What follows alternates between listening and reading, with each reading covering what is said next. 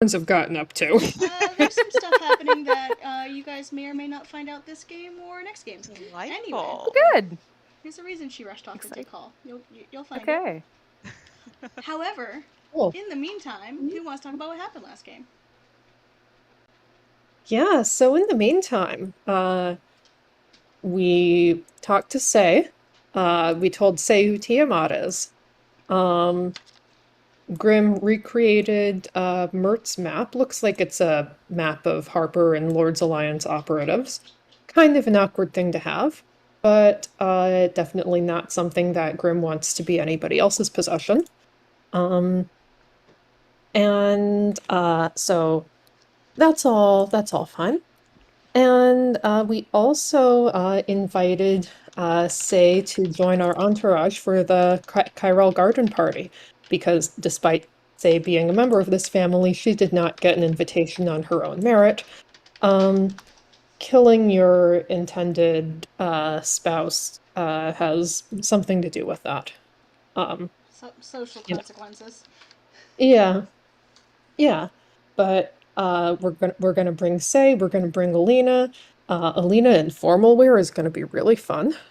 Um, Also, Alina has a dog, Misha. Um, he's really cute. He's a really good boy. Um, Next up, we went and talked to Ilya, gathered some more information about the split between her and Mert when it came to Harper leadership. Told her about these new medallions that we have and Tiamat making move. Ilya really hates it. Um, she hates it so much. Um, so that's fine. Then we went to go see Bones and ask some research-related questions. Except it wasn't really a great time to do these research-related questions, because turns out the interns had a party the night before with snake juice and started summoning things and trashing the tower as young wizards do. Um, we met Erebus, an elven ranger with a blue pseudo dragon named Bianca. She's got a sibling who is a wizard intern who has some regrets about their behavior and conduct the night before.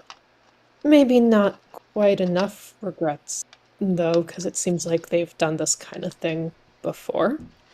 Anyway, Fleming needed our help in order to clear out the tower.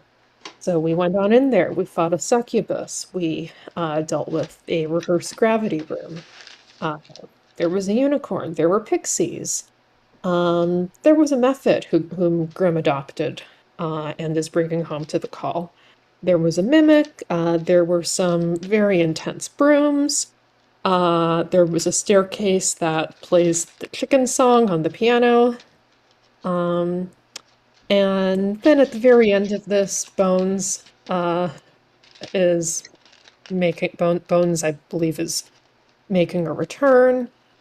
She's um, gonna supervise the interns and cleaning up the rest of the mess. And uh, we're all heading back to the call. Bones to join us afterwards. Um, so yeah.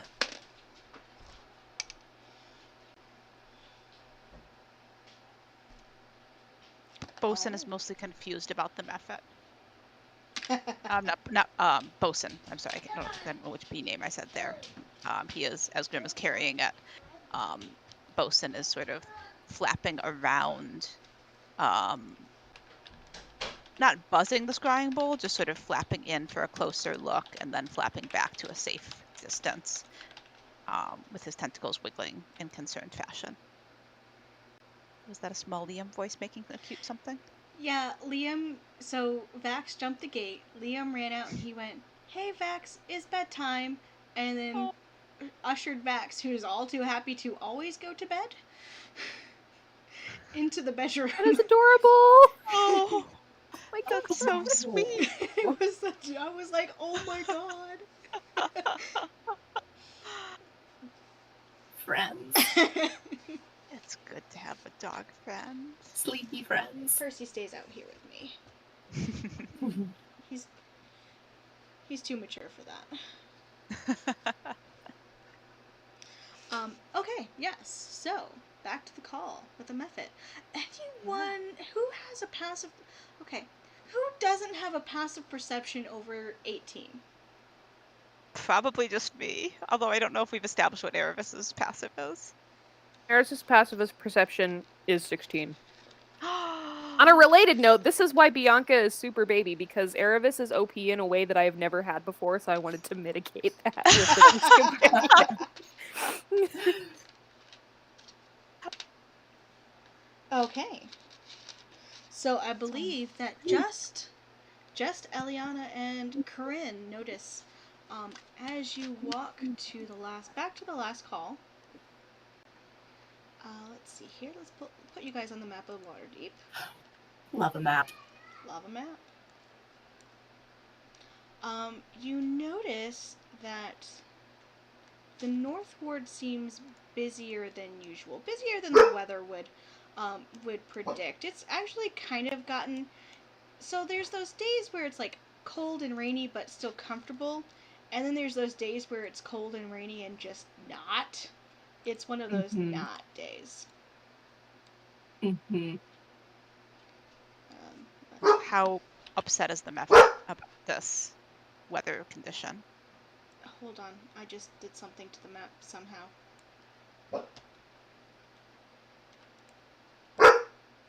Oh no. Oh yeah, I've done this. The Waterdeep map is actually pieces. I hate it. Thanks, Yeah. I hate it. Yeah, I've definitely done this.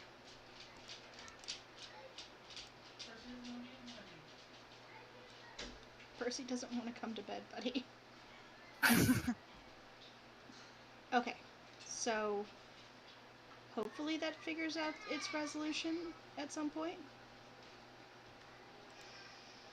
Oh, roll 20. Why you do this to me? Oh, roll 20. Oh, roll 20. If only I was motivated to figure out.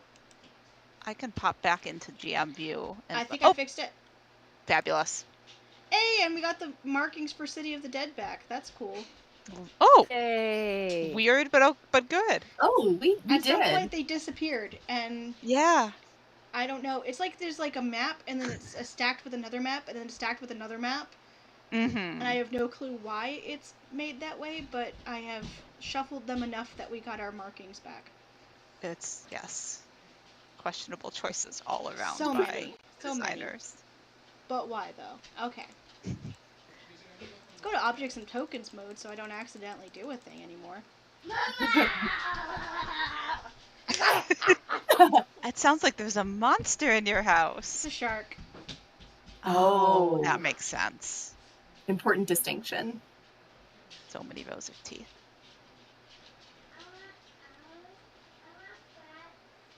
So,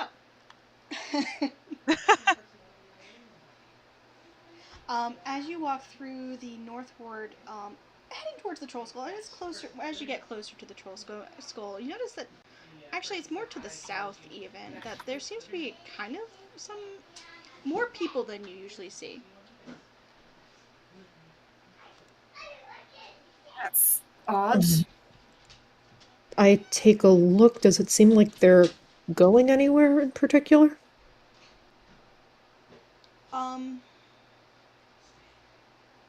Not in particular. It looks like it's just like more crowded than you would expect for this weather. Like people are out and about. People are out and about and doing stuff. Oh, you giving the puppies bones?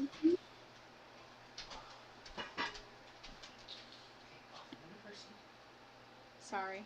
Liam break.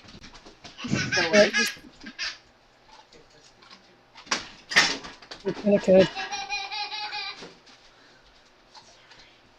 Night night. Night night.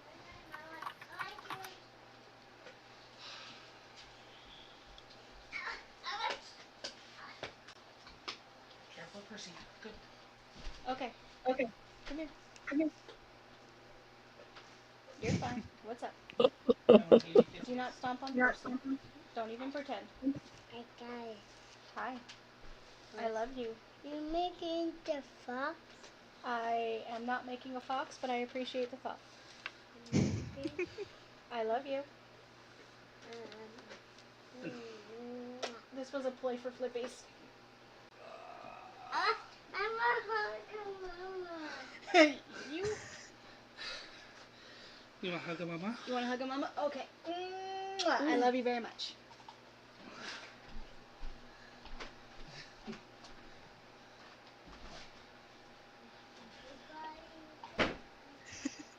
Deception check failed.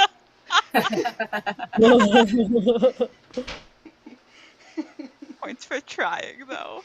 Yeah. He likes to come You up. don't get expertise overnight. He's practicing, though. Yeah. He likes to come up and hug me and then try to climb me to do flippies. Oh, buddy. And yes, I have a ball jointed bones on my desk. He's like, "That's the fox." Oh, that makes Aw. sense. Yeah. Yeah. Okay, so there seems to be more people milling about. And they're just milling, doing normal people things. Not that I've More noticed. normal people things. There seems to be like a lot of gossip happening between neighbors. Like something may have happened, but no official news sources have released it yet. Like it's still like, hey, did you hear about the thing? Oh, did you hear about? Oh, it's going on. You know, it seems to be mostly word of mouth at the moment. I'm gonna select this person. What happened? You pick. Let's see. Roll a d20 for me. Let's roll a fate die. All right. I'm gonna roll my actual die. 13. 13. You pick a young woman who seems to be kind of gossiping, at least, with everyone else. And she shrugs. All the boys in my house, I swear. She kind of shrugs her shoulders. We don't know. We don't know. There's appears to be quite a few refugees coming in through the river gate. We don't know quite what's going on yet. Oh.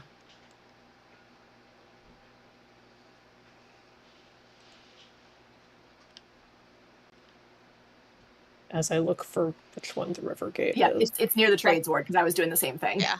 It's Wall just about to the halfway south down. of the north ward, so like, you guys are close enough that.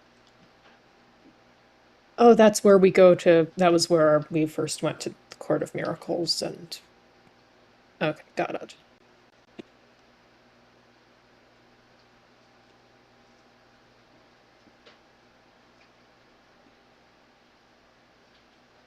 Okay, well, I hope they're okay.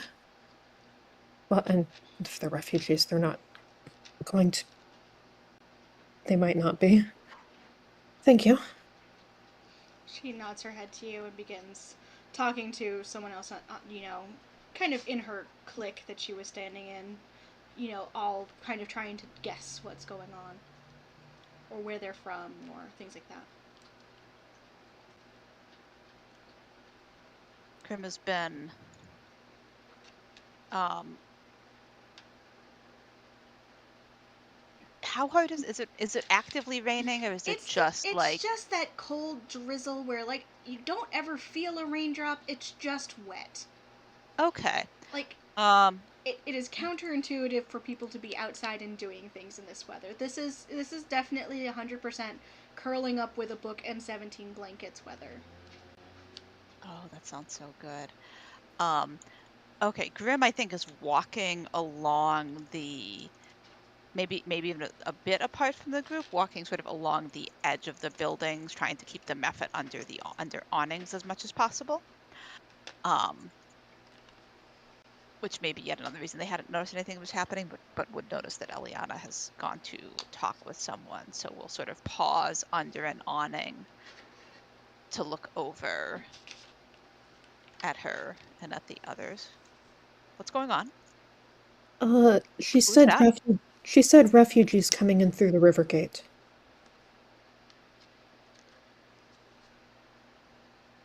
From where? Don't know. Gonna have to. Maybe another person will know. Corinne has put up her hood because it is wet out and that's unacceptable. But also because hiding is fun. Can I go and try and identify a group of people that seems to like kind of Maybe know more about what's going on. yeah, like rather than Sure. just a random passerby, like try and find someone who seems like they know what's up. Roll me a perception check. Okay. That's an 18. 18. Yeah, so you see kind of you see a group of guards. Maybe not like like regular guards, but probably like higher ranking ones, like think like sergeants maybe. Not beat cops, but not also maybe not captains or anything like super important. What the hell is going on? You know what? I don't have time for that. You see them kind of talking with each other, and they seem to be, one seems to be pointing and making some sort of plans. I would like to get up closer and then try and hide behind like a conveniently located awning or barrel or alley or something. Sure. Eavesdrop better. Roll a stealth check. The 21 is what holds 21 is, yeah. the cloak. Cloaks. Yeah, you hear some talk about Ravenholm. You can roll me a history check, and you can roll it with advantage because you're a local. Okay. 15. 15. Ravenholm is a farming village to the north. You don't know much about that, other than it is a farming village to the north. Okay. Feels about the appropriate amount of information that Corinne would know. Being a city girl. Do they say anything else interesting? No, not really. A lot of like, oh, they're coming from Ravenholm. We need to find quarter for them. Things like that. Like, oh, maybe we can expect help from the court. They're already there. Things like that. Okay. But nothing about like why they're coming. Nothing about why. No. Okay. Cool. They seem as perplexed as everyone else, to be honest.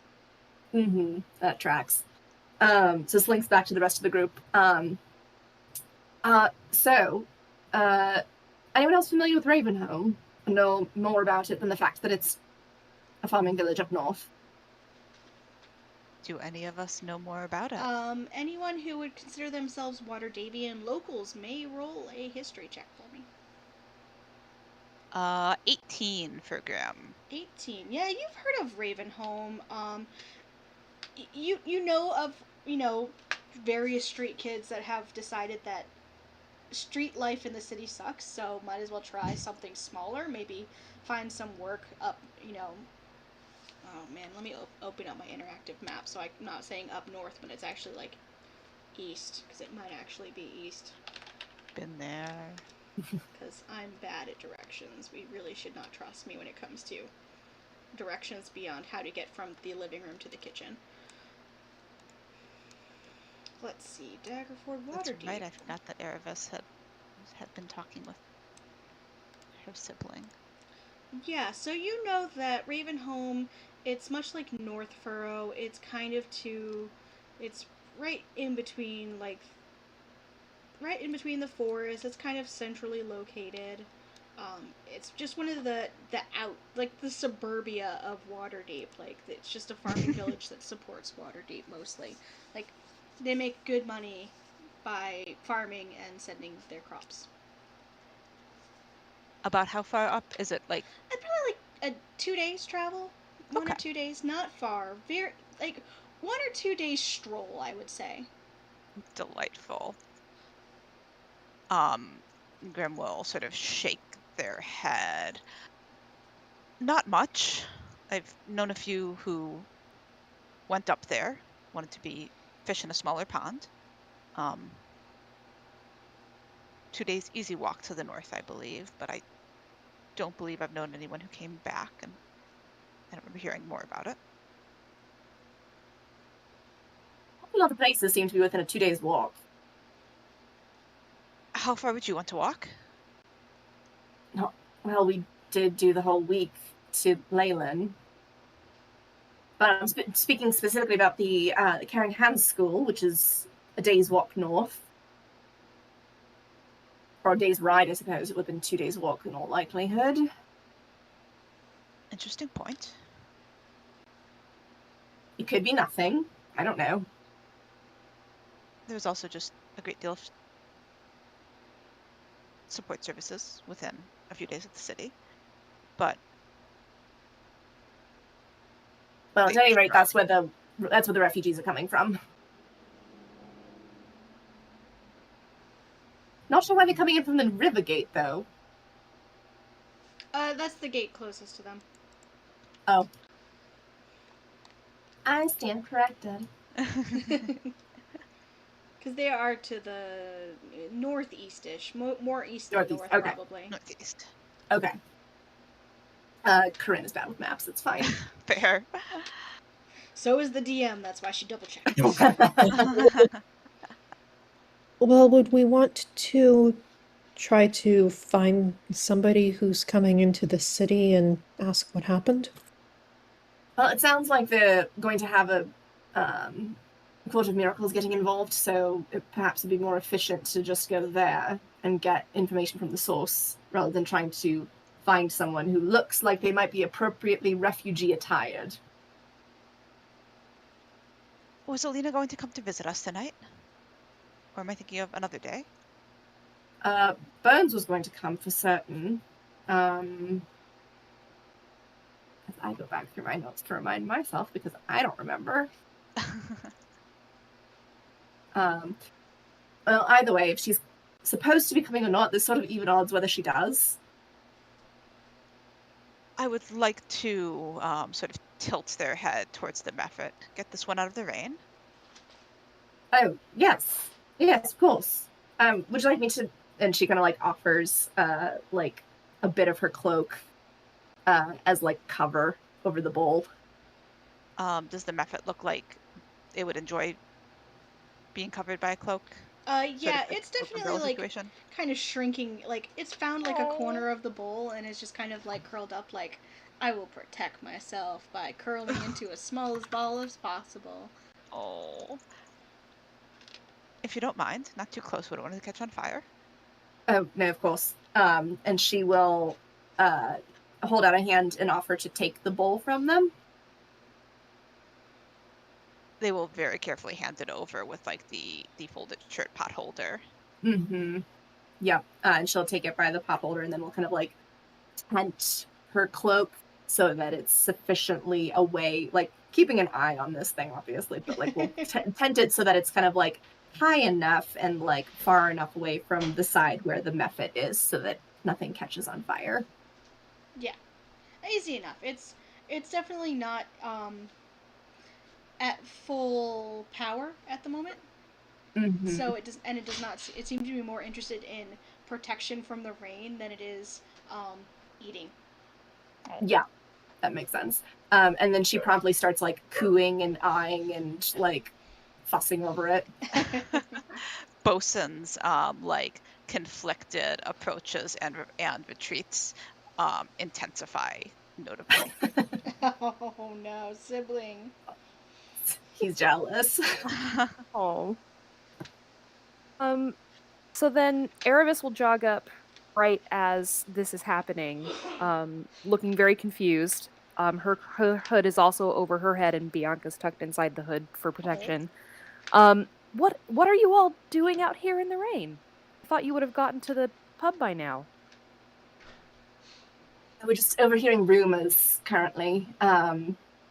And kind of gestures around the streets.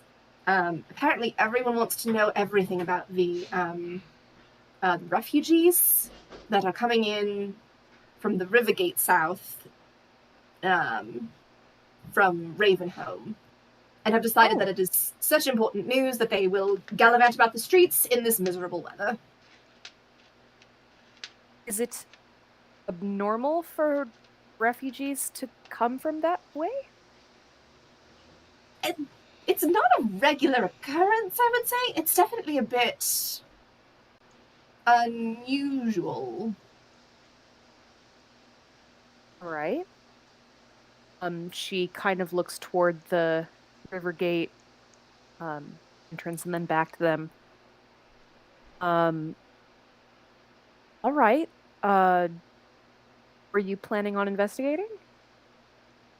Not immediately. There were some guards who were talking about the Court of Miracles getting involved. I don't know how long you've been in town or if you're familiar at all with the court, but they're figuratively and literally an underground hospital. Ah, And so they're anticipating having a decent number of folks attending there. We have a few contacts who work for the court. So we'll first things first, we have to get this little little little one yes, our fiery into, friend. yes, out of Yes. this weather that's less than hospitable. Yeah. For more Of than one of course, us. I'll go with you. Yeah, absolutely. Grim will glance at Eliana and in. They're clearly trying for a very neutral tone. They're maybe not quite getting there. Are we expecting Uriel this evening? I wasn't. I think he was going to need to be cleaning, and if there are refugees coming, then he's probably going to need to be taking care of them. All right. Well, I can. Once we've been to the call, I can. Once I've had a rest, I can send a message to the court and ask how all is well, about what is going on, if there's anything we need to know, if that would be of help. Yes, it would.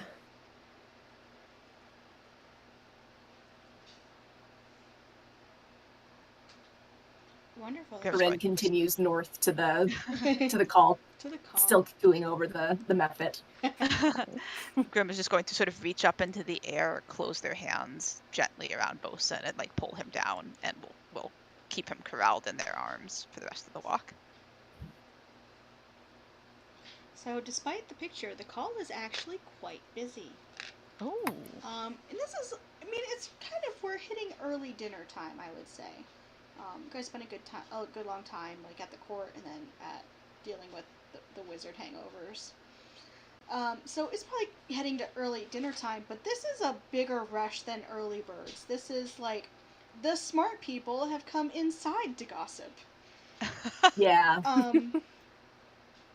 A lot of people shedding their rain gear and heading into the bar. There's a lot of appetizers happening. Kalindra knows when to put on some food and keep people around to spend money. Atta girl. Yeah, that's correct.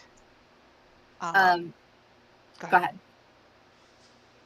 I was just gonna say, as Corinne goes into the call, she immediately like heads towards the kitchen to find kind of like an appropriate place for the method to kind of hang out. Yeah, as you guys head to the kitchen, there is a young man there, probably 16 or 17 years old. He's wearing kind of a heavy canvas apron, and he's just like, he's got sausages coming in and out of in and out of your oven, like basically like sausage wrapped in pastry, and he's just making this happen. Are these ye old pigs in a blanket? These are you old pigs in a blanket for sure. Amazing. Delicious. Grim is going to stop dead in the doorway. Do I recognize this young man? No?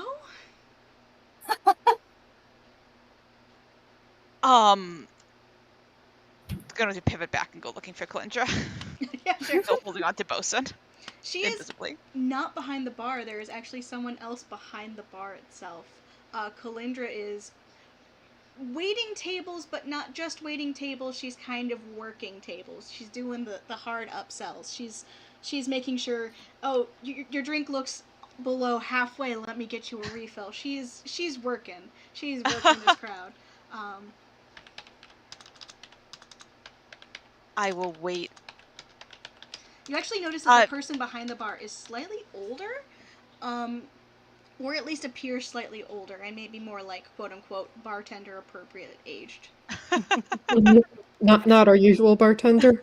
Nope. Interesting. I will sort of watch for a moment or two, intending to sort of wait until she's between tables, Yeah. and then I can catch on that there may not be such a pause if she's this focused. No, there'll be a pause if she'll Okay. spot you. She spots you easy enough, and we'll head over to you. Who was that in the kitchen? Philip, Who? he is the baker's apprentice. I brought him in to be a cook at the moment. You're clipping a little bit. Oh. Brought him in to be a cook. A cook for the moment. For tonight because it's very busy, or forever? So we're down to just you and me for permanent staff, as an FYI. It's great. Oh. But, Philip is in the kitchen. He is a baker's apprentice, and he is not very well treated at the bakery. Behind the bar is Margot. They are fantastic at making mixed drinks and very gossipy. She gives you thumbs up. Oh. And hates working in the millinery. Or the millinery. Gosh, I can't words. That's not in character. That's... Yeah. Well. All right. I found us another. I don't know if employ is the right word. I found us fire. Okay. Can I see? Rin is in the kitchen and can provide no context. She's like looking at you like, where is the fire? Grim will point towards the kitchen. You see, like, she looks like she's had a stressful day, but like, you know that glow that you get when you had a problem and you so efficiently handled it and solved it that you're like, yeah, I rock, actually. Mm-hmm. Yeah, Yep. that is the feel that she is giving off. He's in the kitchen. Okay, let's go to the kitchen. She actually grabs a couple of empty trays on her way.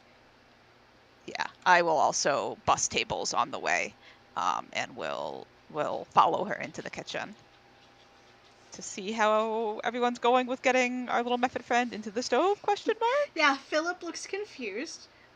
Corinne, what are you up to? I have the bowl, like, kind of still with the shirt pot holder hand holding. And he's like, hello, you're new. I don't recognize you. When did you start? He kind of looks around. About an hour ago, miss. Oh, excellent. My name is Corinne. I'm one of the proprietors. The owner's out there somewhere. It's fine. This is our new friend. We recovered it. I'm new. If you feed it flammable things, it will grow. It's generally pretty friendly, though. Not hostile. Would you like to try? He blinks a little bit and kind of nods. And he kind of is like, maybe it would like to sleep in the oven. I think I would like that very much. And she like holds the bowl close to the oven to see like from a temperature standpoint how the Mephit responds to it. Oh yeah, the Mephit is already like clinging to the outside of the door, like, ooh, what is this? And it's a wrought iron stove, so like it's not catching anything. Yeah. He kind of quickly like grabs like a pair of heavy mitts and kind of opens the door. It reveals like a roaring fire is going because he is actively putting out hot meals. And you see the Mephit just kind of lets out a happy little crackling noise and climbs right in. And you see he begins chomping on a large log that was kind of split and set in the middle to provide pretty even heat.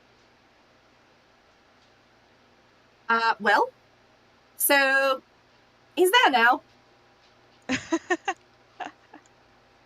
Right, I will keep him fed. Yes, just the appropriate amounts, though. It doesn't take much from the very little that we saw, but he'll let you know when he's hungry. He kind of nods. And he looks. Roll an insight check. Okay.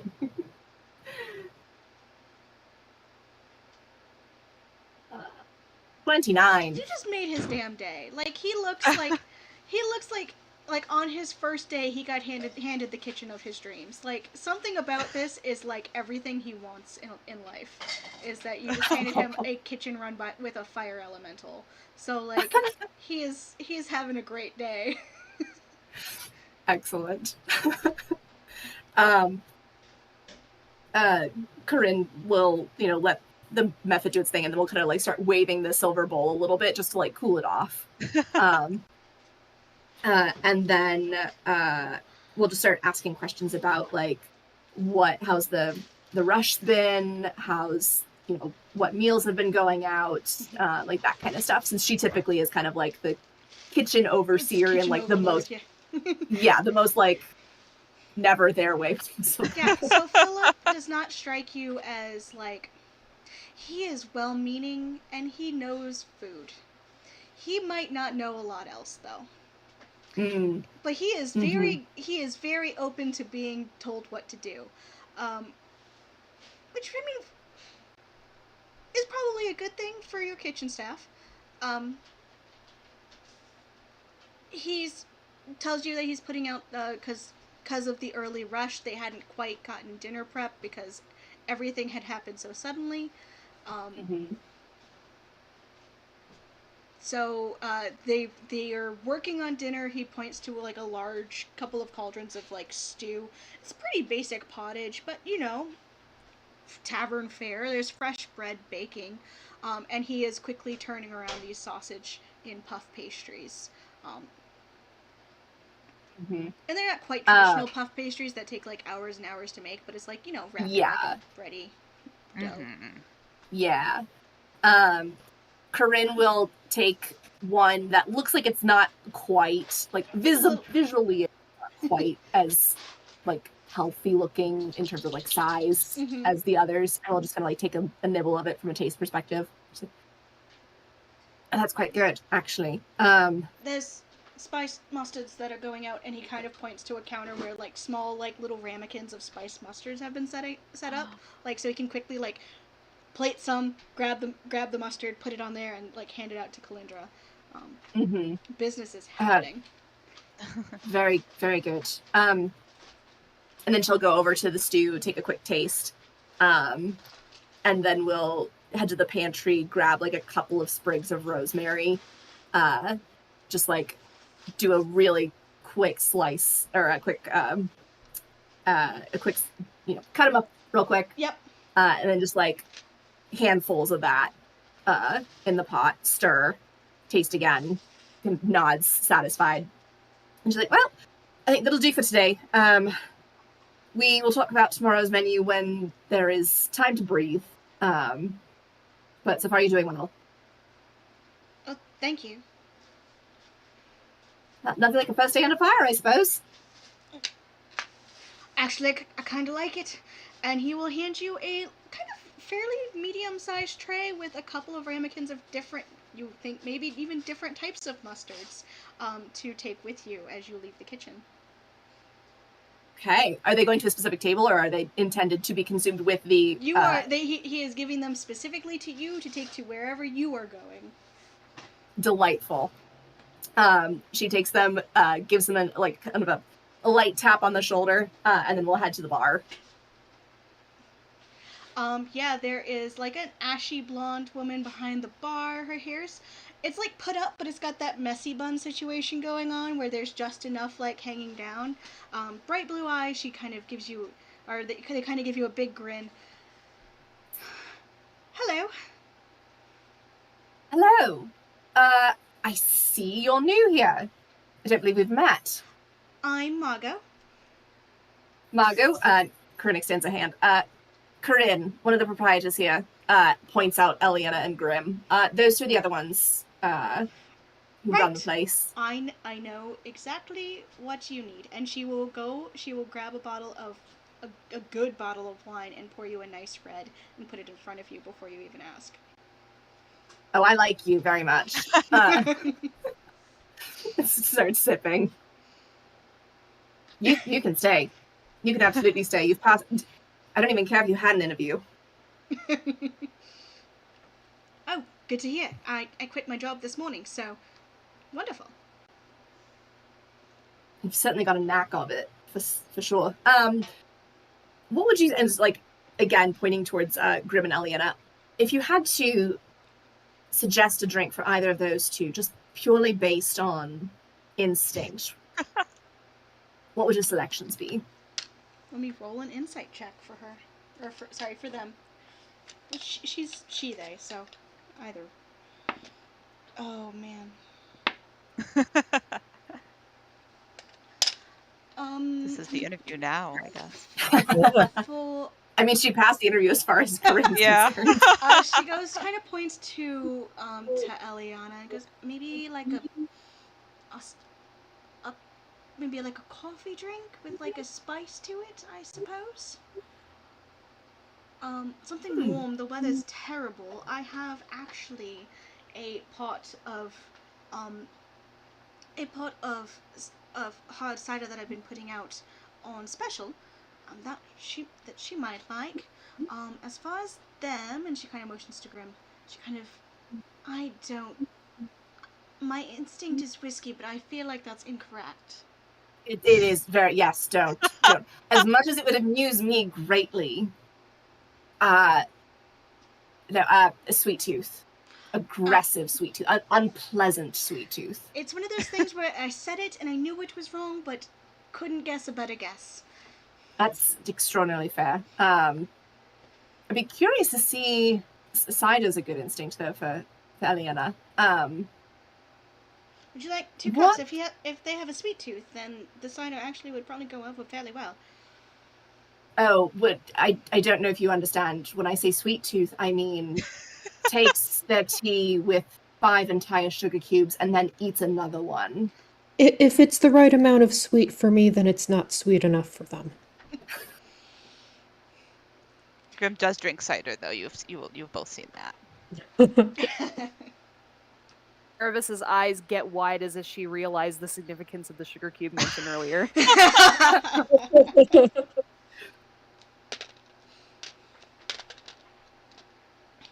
I think this is probably when Grim and Kalindra move behind the bar into the kitchen without stopping to participate in this at all. So they're out of sight for a few minutes, getting acquainted with the Mephit. Yeah, Galindra's happy to meet the Mephit. Well, we've brought on a bunch of other new staff today. Might as well bring on a third. You won't have to pay this one, only in paper. We do have to pay the rest of them. No, you're better at accounting than I am. We'll discuss that when we are standing right in front of one of them. Philip is doing his Philip. Philip is doing his damnedest to pretend that he is not hearing you because this conversation is obviously not meant for him. He's doing a terrible job. That dice just jumped off of my table. It's like, no. He's got a solid 3 of guile, so... Grim, let's see. Oh, doesn't look their expression remains pretty neutral. We do pay our staff, though, as you know, because you hired them. All right. And then they just walk back out of the kitchen. And then they will sort of pause in the doorframe, glance back at Kalindra, drop into awakened mind so Philip can't hear. Very well done. She gives you a sharp nod and grabs a couple platters and heads back out. Grim will also will move back into the kitchen, grab the rest of the platters that need to go out at this particular moment in time, and follow her. And we'll place them on tables before joining anyone else at the bar. Yeah, and you follow Kalindra's lead. Kalindra is like just swiping up coins, not really bothering with making change unless someone asks for it. That's my girl. But everyone's like, oh, just throws down like several copper or a whole silver, and is just not paying attention, as they are very, very much all in their own business, talking about what is, what could be, what does this mean, all of that.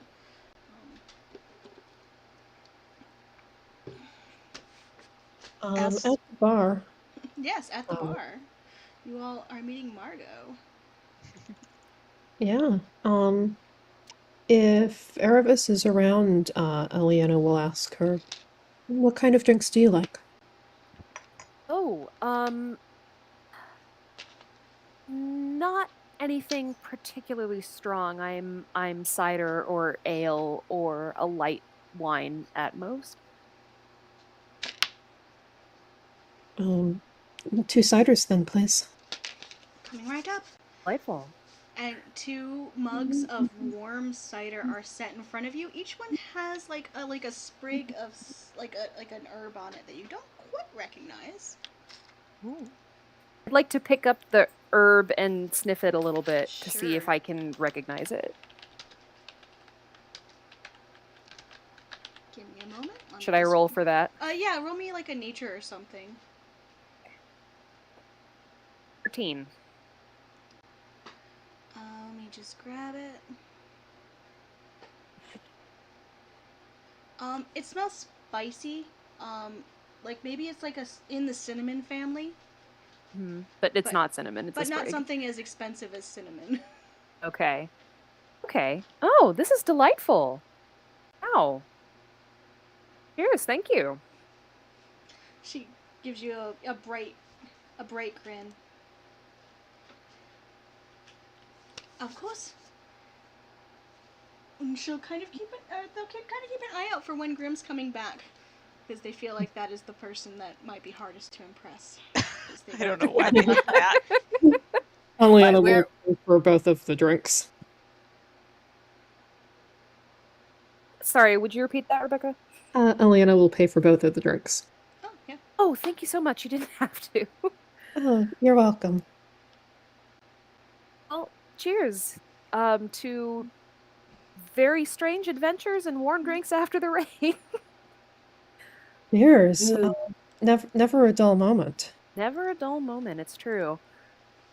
It is almost mulled wine season. You're quite right. I do enjoy a good mulled wine.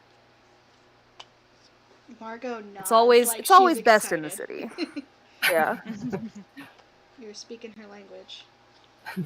Eliana is drinking quickly and for warming up reasons, and This at some point figures, okay, maybe I should not drink this whole thing right away, and then just keeps her hands around it and like roll 1d4. Is this magic cider? 4. You gain 4 temporary hit points as the drink warms you up and Hey. feels bolsters you in a way that you did not expect. Ooh, that's fun. Oh, that's so fun. Eliana looks over at Margot. That's really invigorating. It's a specialty. I apprenticed with an apothecary for like maybe 6 months, trying to find my path, and that herb, wonderful, does wonderful things. Very good, a little bit spicy though, so you have to be careful with it. I like a little spice. Which apothecary? Oh man, let me grab an apothecary name.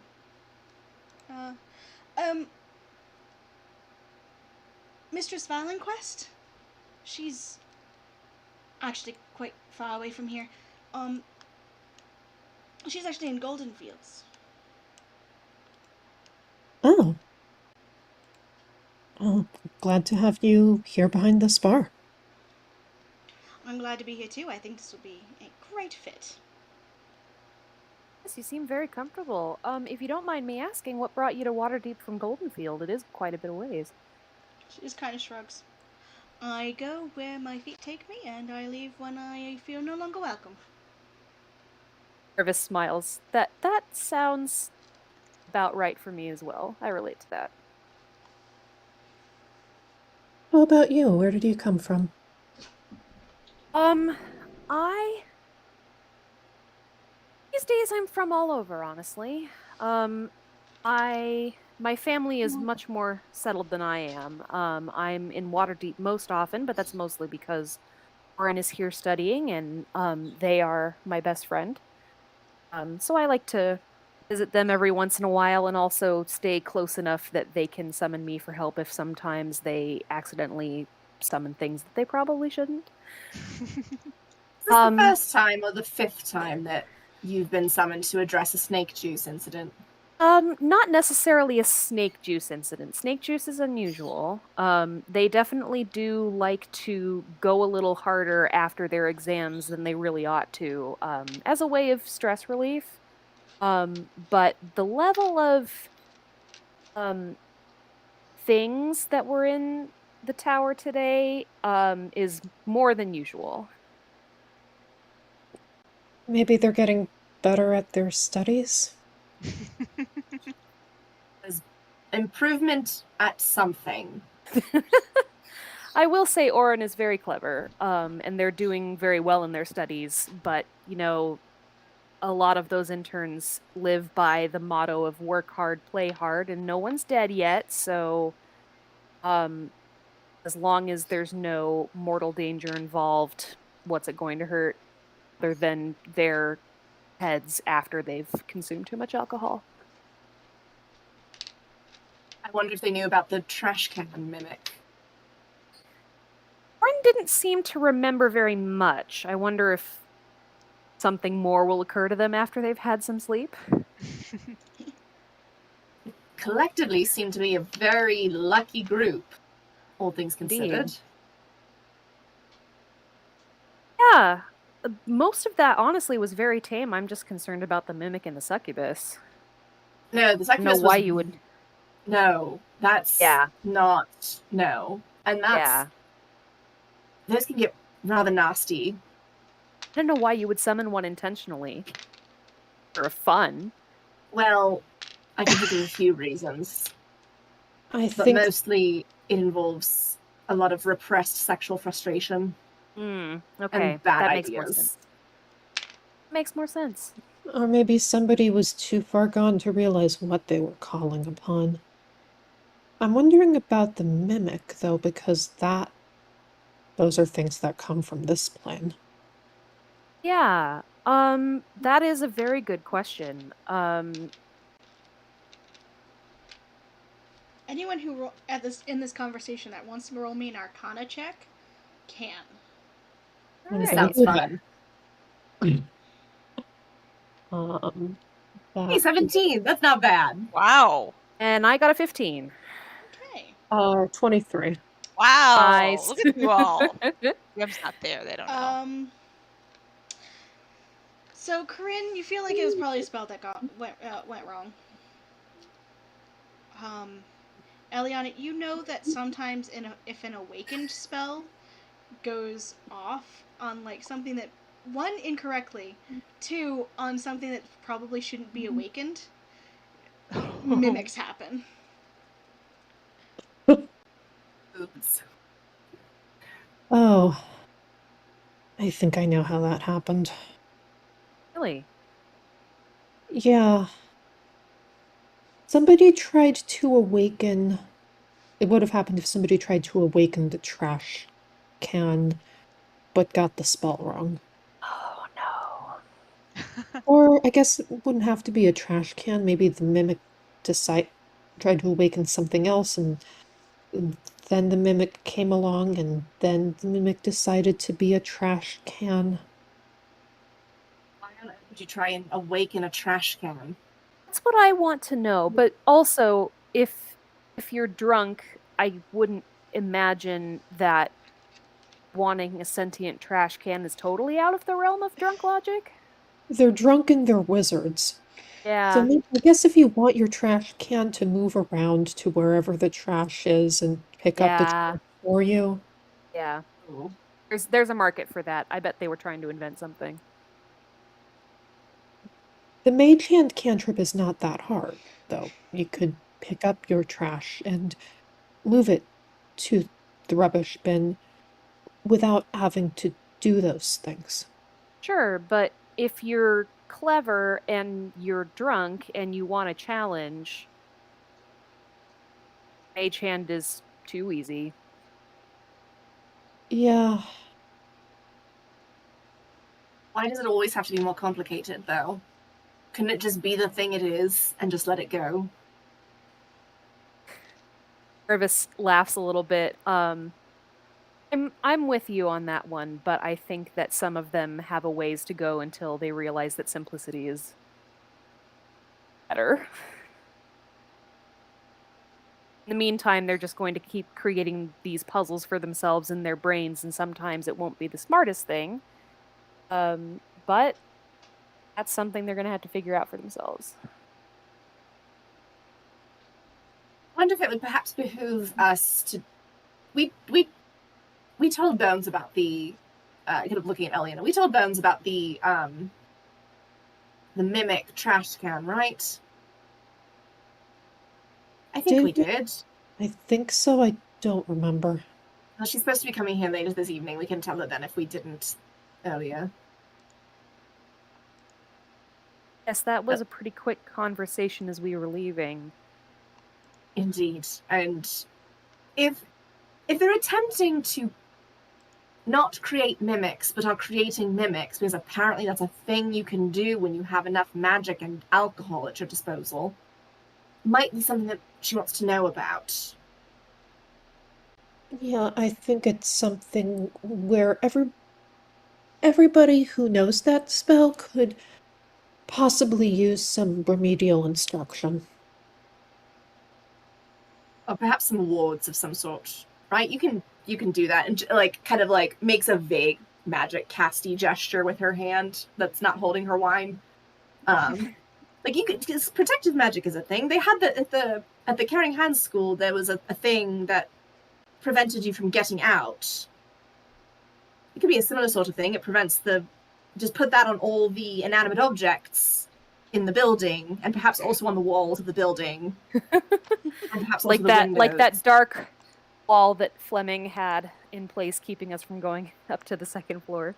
Yes, one of those. Just make it more aesthetically appealing, and then that's the solution to not having spontaneous mimics appear everywhere. Are you redecorating my bar? Grim says as they walk up. Not while you're looking. Laughs and takes a swig of cider. Not while you're standing right there, I'm certainly not. Here, hold this. Maybe it will distract you. And they will drop Bosun onto the bar in front of her. Collects Bosun and starts like scritching his ear tufts. I feel like Bosun is super interested in the platter of specialty mustard and sausages that you got, but it probably just wants the mustard.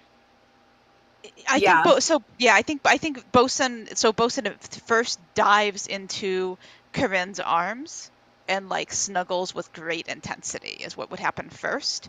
But we all know what Bosun's attention span is, so probably between 60 and 90 seconds after that, he notices the mustard and is now like in her like still like snuggling with intensity, but with an increasing number of tentacles beginning to extend towards the mustard.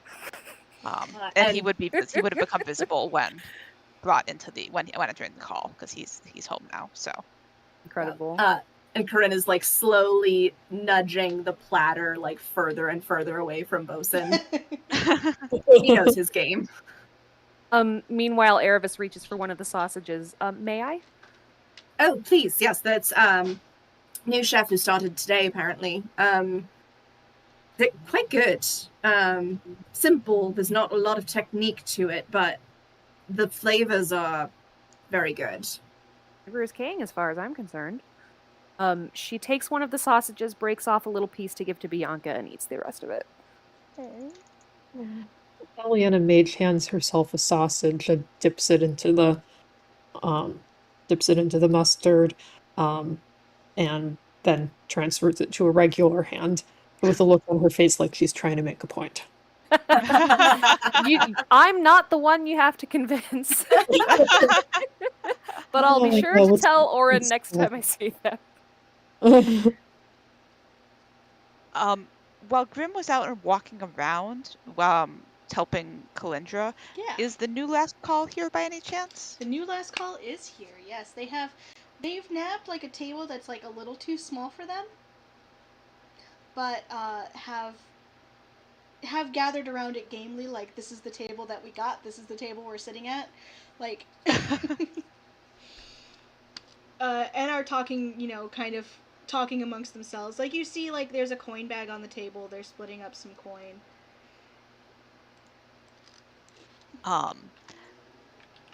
Grim will also pick up a sausage, bite into it, and then point the sausage at the new last call.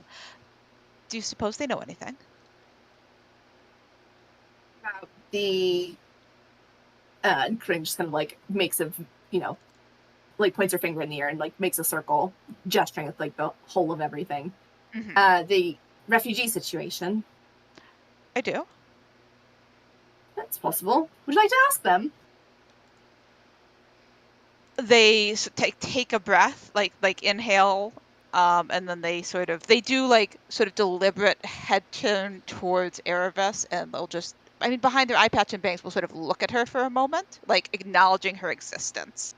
Then quicker glance at Margot. I think I will. They're going to grab another sausage in their other hand and head off towards the new last call. Erebus notices and smiles but doesn't comment. As Grim departs for the new last call, Corinne will kind of lean over to Margot and just like, bartenders always know what's going on. What have you heard about the latest news, apparently, that's got half the North Ward all outside their doors in this weather? Right. Unfortunately, not as much as you would hope at this point. Seems like no one quite knows what's going on. There's some rumors, some more credible than others. At least the bare bones of the story is that the town of Ravenholm was sacked by something, and so several of the citizens have made their way here for shelter as well as healing, and to kind of try and get help for the citizens that are still there. Interesting.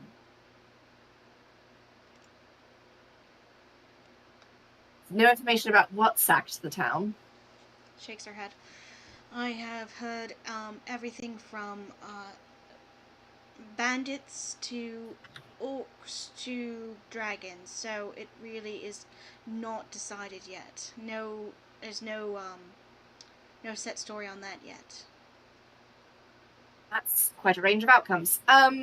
She nods. Interesting.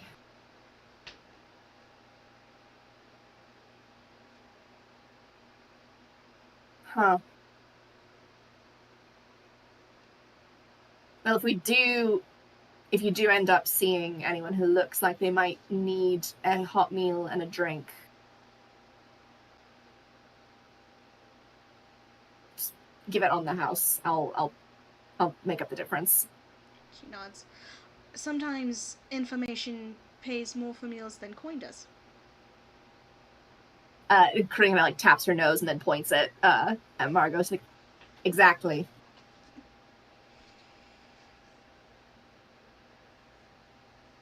Yes, the rush is not over, but like it's starting to slow down. Like the fervent pace of everyone coming to the tavern at once is kind of eased. You see Kalindra kind of leaning against the bar, stretching a little bit. She's very proud of herself.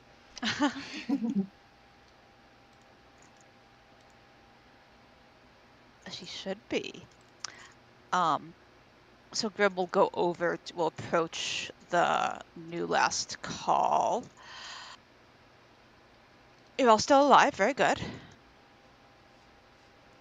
Yeah, you see that they actually only have 2 chairs between them. The young wizard is sitting on the half orc's lap, drinking a glass of milk. The half-orc seems sporting as she has a large pint of what looks like cider in her hand. I was just gonna say, did they look content with this situation, or do they look like this is how they are making do? It's amusement, but like you get the feeling that if you brought over a chair, it would maybe squash something that might be there. Okay, yeah, Grim knows plausible deniability when they see it. Yeah. So will not turn around and grab a chair from the table immediately behind them. Have you heard anything regarding whatever is going on? I know it's very unspecific. Shauna kind of shrugs. William kind of gives that look like, I don't know. But Cecilia is the one who kind of nods. Right, yeah, there's a lot going on near the Rivergate. I lent a hand for a little bit, but it seems like the Temple of the Raven Queen has it well under control. They seem to have a bit of a monopoly on the town as far as healing goes, but anyway. I have noticed that as well, thank you. I town was sacked, it looks like. Some of them were talking a lot about dragonoids. I don't know. Could that could be anything from dragonborn to kobolds to particularly weird looking goblins to genuine dragons. So, and she kind of just shrugs her shoulders. Are you sure it wasn't a dinosaur? She shrugs. Could have been a dinosaur. I mean, it's a bit cold for dinosaurs here. But, I mean, the story was not... It was a very bad joke seemed... meant for someone else. I'm sorry, I got confused. Right. Yeah, they seemed think we're pretty playing rattled. along. I couldn't get a good story out of them. All right, that's more than I knew when I walked over here. And we'll glance at the table. Do they look like they have everything that they need in the moment, Oh or yeah, do they look like they are they look like they're well set. delightful? Their cups are full. There's a full platter of sausage. Like there's like a platter underneath, like an empty platter underneath like a regular platter of sausage. Like this is their second platter of ye old pigs in blankets. Excellent. Very good. It's too bad there aren't enough chairs. And then we'll turn and walk back to the bar.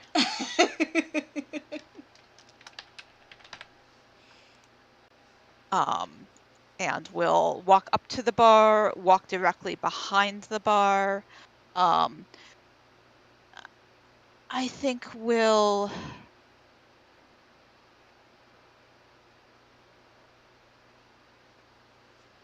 Yeah, we'll begin mixing a dark and stormy.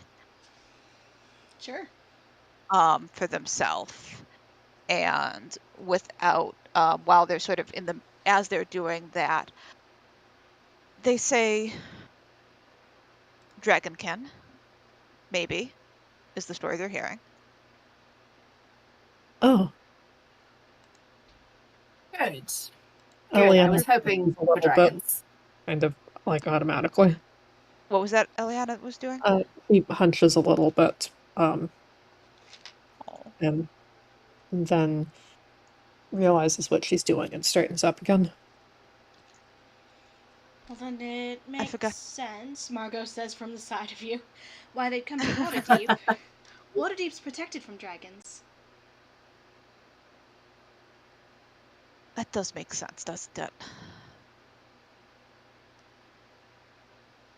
Well, most dragons. Most dragons. Wait, most dragons? No, what? And then she's like, realizes that she may have given away that she doesn't know a thing, and just nods a little bit, and then goes to get someone else a drink. Like she bustles away. She's like, "Oh, this conversation wasn't meant for me. I'm going to listen to it from over there." Amazing. Well, because the wards don't work against, Dragonborn or anything that's it's just the pure dragons, and also I have some questions about the other two.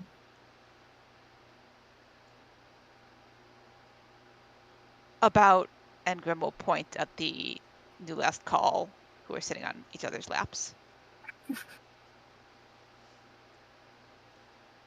About their reports, you mean? Oh. And we'll just throw back a healthy swing of the Dragon's Stormy. Irvis sort of looks between them. She's not exactly sure what she missed here. Neither is But is Corinne. delicately not Neither is asking. Bosun will take the opportunity to grab a mustard ramekin in his tentacles. And Corinne will like tug the ramekin in the opposite direction. Look, if you're going to do it, she then like takes a spoon and like dips it into the mustard and then like offers that to Bosun. He dips several tentacles in it. And you know, it's fit for eating, right? Brings the tentacles to his mouth and tastes it. And then snuggles back into her elbow. Yep. Just scritches behind his ear tufts again.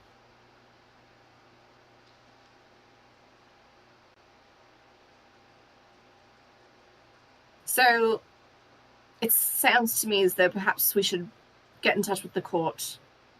They will have more actual first-hand accounts than the collective here, in all likelihood. Let's do that. How long has it been since I've been bustling around moving things, so I don't know how far I am into a short rest, if I've even started, since I haven't really stopped moving until just now. Yeah, you'd have to like sit and like maybe relax a little bit to get a rest. Like, checks out. If it was like a slow day, I'd give you the rest, but it is. It's not. Not. I talked to people I don't know astonishingly well as the opposite of restful. Yeah, it's practically an exhaustion point right there. Yeah. Your bar is full of all new people. Oh. So Grim will say, and we'll take a sip their drink again. I will go up to the library and read for an hour. And then I will check with the court. Would you like Bosun to go with you? I don't think he could be parted from you now, even if I wanted him to. He's always welcome, but he looks quite content. I always like to ask. Dips another spoonful of the mustard. Offers it again to Bosun. You always like to remind me that he likes you best, they say, but they're like clearly like also enjoying this. And we'll scoop their haversack back over their shoulder and we'll head up to the library. Where they're going to review Bones' dossier, but that doesn't need to happen right this second. Sounds good.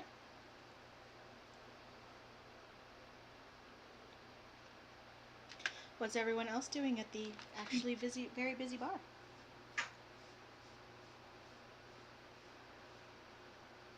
I think Eliana is eating and chatting with Erebus, and and we can play that out as we like, Marina.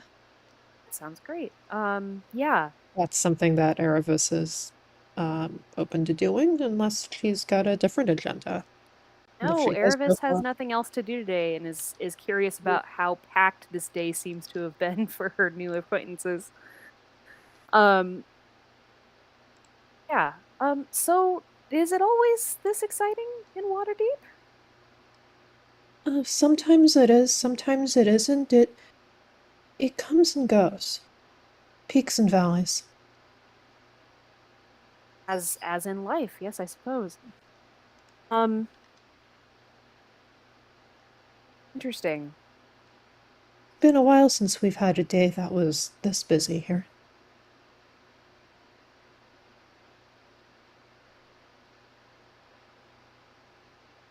Yes, I suppose. Tell me more about the Court of Miracles. I've heard of them, but I'm not very familiar with them. Yes, they're a temple to the Raven Queen underground, and they run a hospital for people who are um, very injured, a free hospital. And their paladins control the city. Their paladins patrol the city of the dead, for undead things that need to not get out of there. Oh. Is that a common attempt? I didn't think it was common, but it seems like it uh could seems like it could be if Alina is to be believed. Lena is one of the paladins. Yes, she I don't I think she was only filling in as the head of the Talons, but she also leads up the crows. They're the ones who look for people who are unconscious and take them into the court. She's also the head of the choir. Oh, okay. Oh, delightful.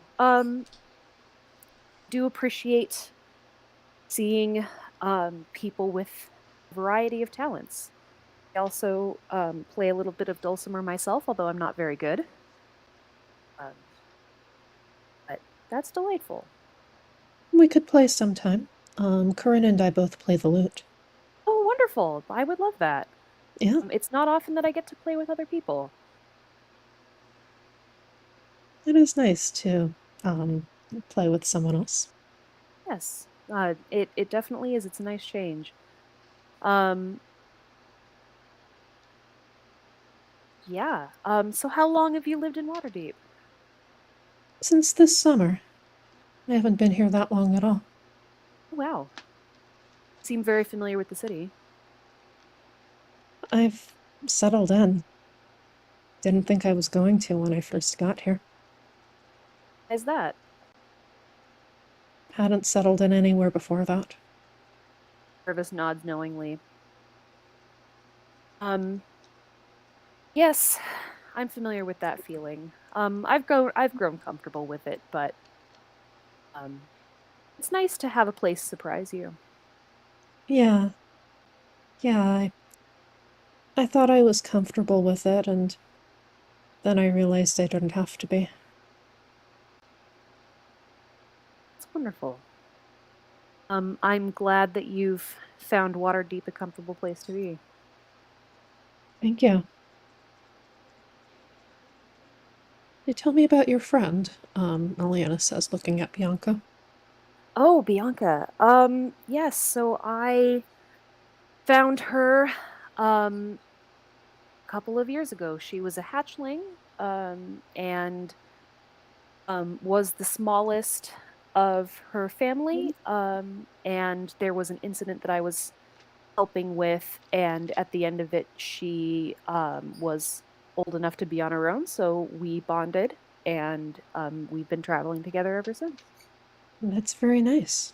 Yeah.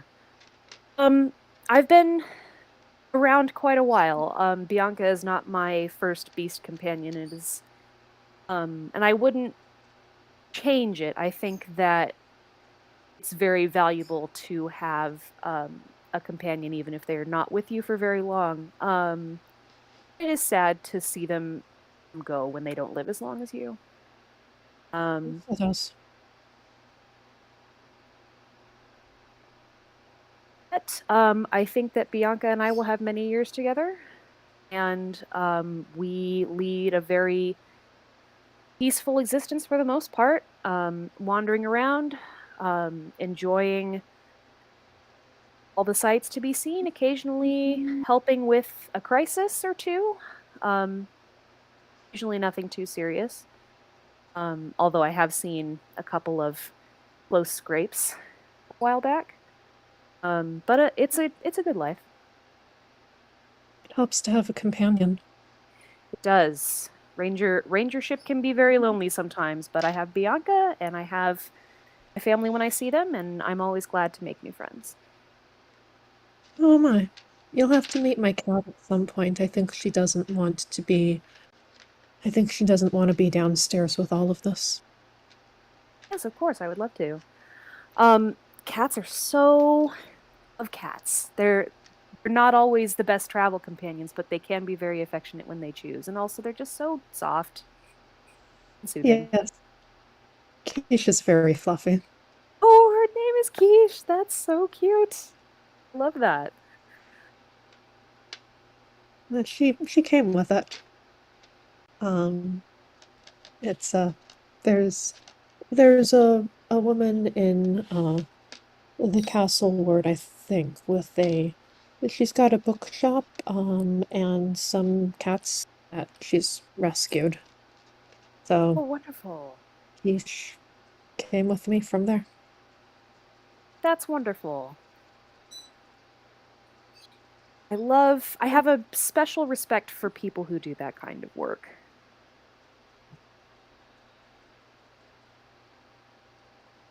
Eliana nods.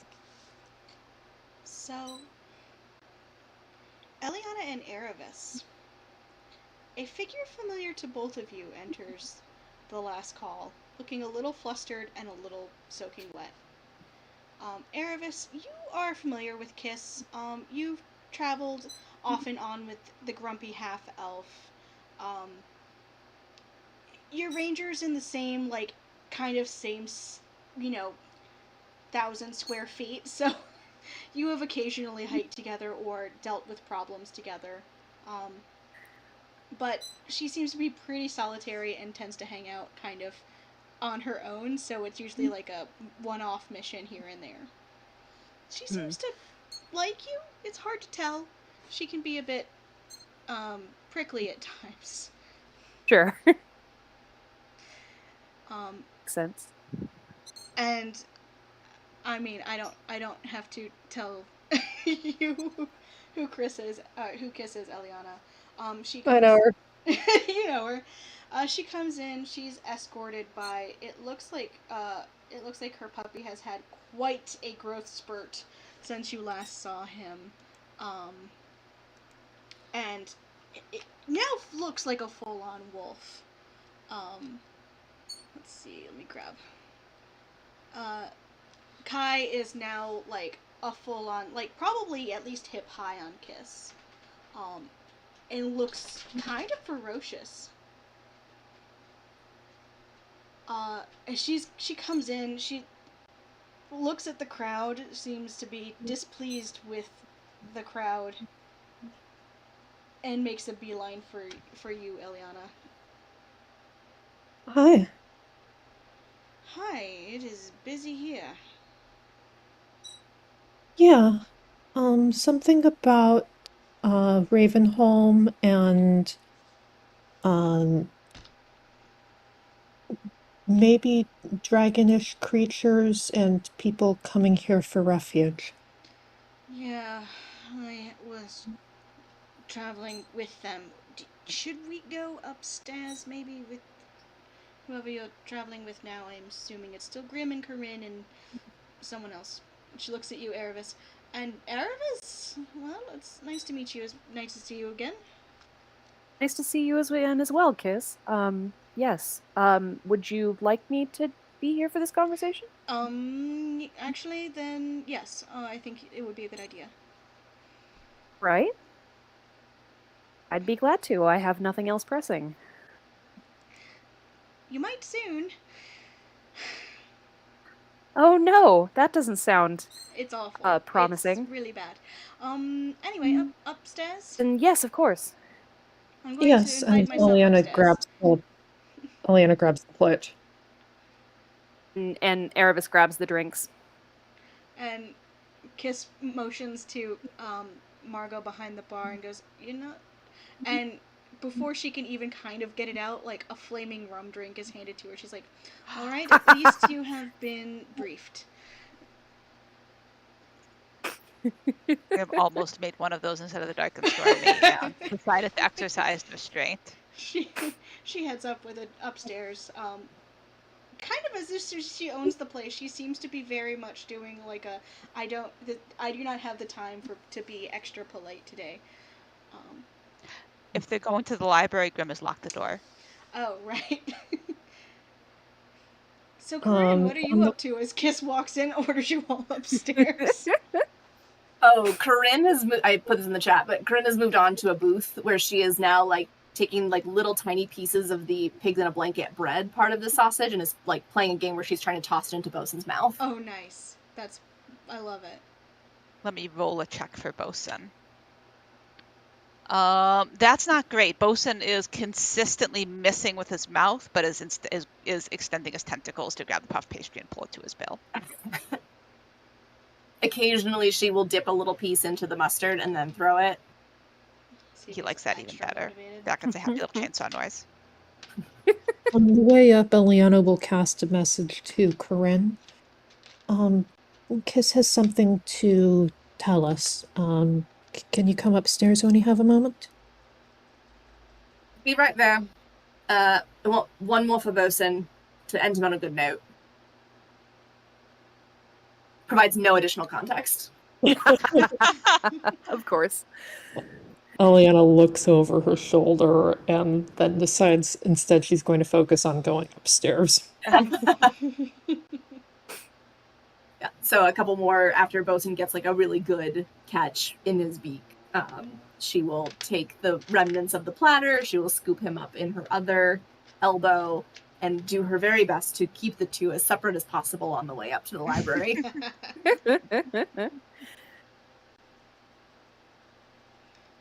As you arrive, the door is locked.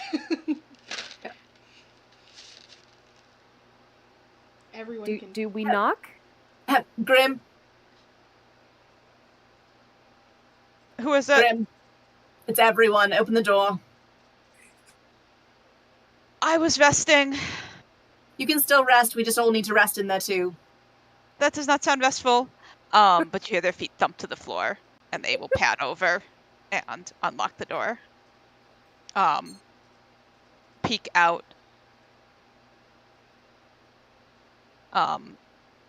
Look down at their empty, dark, and stormy glass in their hand, and will start heading downstairs. But you will also apparently need to be present. I'll be right back. They definitely Excellent. like there's a small double take when they see Kiss. They will salute her. They lift their glass to salute her, clock the flaming rum drink in their hand, and continue downstairs. Now feeling justified in making a flaming rum drink. So they'll be back in a few minutes with one of those. As they depart, Corinne calls over her shoulder, "Another glass for me too, please. Thank The you." haversack is in the library. Yes, but I need a glass. Thank you. All right. At this point, Quiche strolls into the library like she owns the place. Is that your cat? Yes. Hi, Quiche girl. Oh. Hello. Bianca kind of flies down to peer at Quiche. Quiche puffs up when she sees Bianca. And Quiche is a puffy cat to start with. I don't know if you've seen any of the art or reference photos that I've had of her, but No, I don't think so. calico Norwegian forest cat. Okay, Norwegian forest cat, got it. Very floof. So big floof to start with, and she's trying to make herself look extra big and floofy. Yeah, that is for very Bianca's floof. benefit. Bianca tilts her head and then decides that making friends can be saved for later, and flies back up to Erebus' shoulder. She starts cleaning herself. We'll just work on that later, I suppose. Cat. Corinne sweeps It's into very the room, pretty, though. and takes her position in the plushest armchair. Yeah, Kiss will head in, smother her drink with her hand, and just drain it before sitting down. Kai is like in work mode. Like he's not playing with Bosun or Keese like he would usually try to. He seems to be kind of still like on alert even. Probably taking a cue from Kiss, who is looks rattled. Yeah. Do you need another one of those? This or really anything else with alcohol would be fantastic. Actually, I'm not picky Excellent. today. Oh dear. And Corinne will reach into the haversack and pull out one of the half-empty bottles of Czar that live in there, and will hold out a hand for Kiss's glass. Yeah, she'll hand it over. Yeah. Pours her like a healthy pour, and then hand it back over, and then takes a sip from the bottle herself. Erebus raises her eyebrows. She's now healthily concerned as she hands Eliana back her cider glass. She knows Kiss well enough to know that this is touch concerning. Eliana sets the glass down as well as her finishes off her own. So it sets that down as well. Grim will return probably now-ish. They have one of the trays. They're walking sort of very careful. Nope, they haven't had enough time. They can't mention Doran. Very carefully and slowly, because they have a tray that has a flaming rum drink in the center, like over their hand, and then sort of a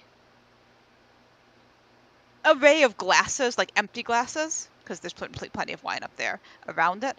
But like enough glasses for at least one glass for everybody, because they also have the Call's largest pitcher of water in their other hand. Stay hydrated. And they will kick the door gently behind them to close it, and will walk in, set the pitcher and the tray down on whatever is the sort of the most central table to everyone. Notice the Czar bottle in Corinne's hand, meaningful look, and a very amused eyebrow raise, and then will wander off to lean up against the wall and extinguish their flaming drink, have a sip, and wait to hear what happens next. Yes, we are taking a quick 2-minute break because I realize it is 7:52 and Sam has not emerged from the bedroom, so he probably got sucked into Napland by a baby. So I will be right back. I'm just gonna go wake him up so he doesn't lose an entire night of free time. Sure. Okay. All right. The sleepy-ons are powerful.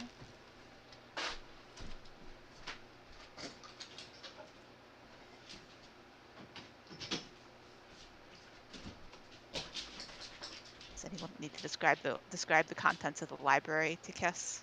I don't know. I can't remember what all is significant other than, I mean, obviously some bookshelves. It is not a. This place was in pretty good disrepair when we got it. Nope, Kiss knows. Erebus is the one who hasn't been here before. I was gonna say. So like the collection has been reestablished somewhat, but it's not like a full-on complete library. Okay. But there's certainly like overstuffed Library in progress. And sofas, and I don't know if the globe is open or closed at this point. Was Sam in fact asleep? Yeah.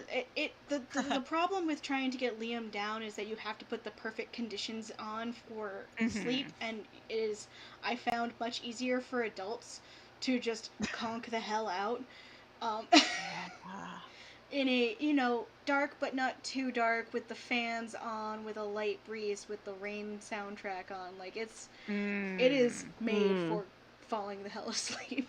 That sounds wonderful. Yeah, and Sam doesn't get a lot of sleep, so, but he gets sad if he misses an entire night of like free time. Liam gets him up early. Yeah.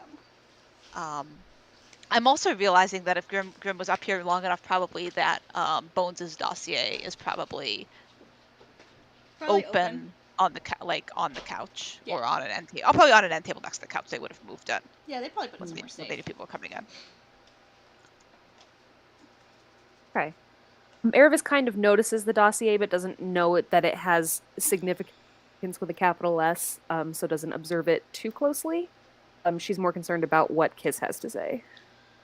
Right, so most of you are going to get pulled into this probably soon. The heads of various factions are having separate meetings, and then there's going to be a large council meeting and a small council meeting and all of that fun stuff. So Ravenholm was, is under a dragon. Oh, And do you mean literally or figuratively or both, please? Yes, there is a dragon, that has taken it over. With, of course, its own small army, as dragons do. Huh. It's a lot. yes. Would Erebus know what sort of army a dragon typically has? Sure, yeah, like they usually get like a couple of dragon worshippers. They get some, dragonkin. They get kobolds, Mm-hmm. goblins. Okay. Anyone they can kind of bully into following them. Hmm. Some mercenary humans usually. Um, anyone who they can convince would be good. It would be good for them to serve it. Sure. You know, Okay. forgetting That the is a word. What's the problem. opposite of chromatic? Hmm. Oh, Metallic? metallic. Yeah. So whoever would serve to serve a chromatic dragon would probably Okay. jump on that bandwagon. Do they seem to be worshipping anyone in particular? Grim sounds weary. Not that I noticed, but I didn't get too close. I mostly just escorted the refugees out that I could before running back to give my report.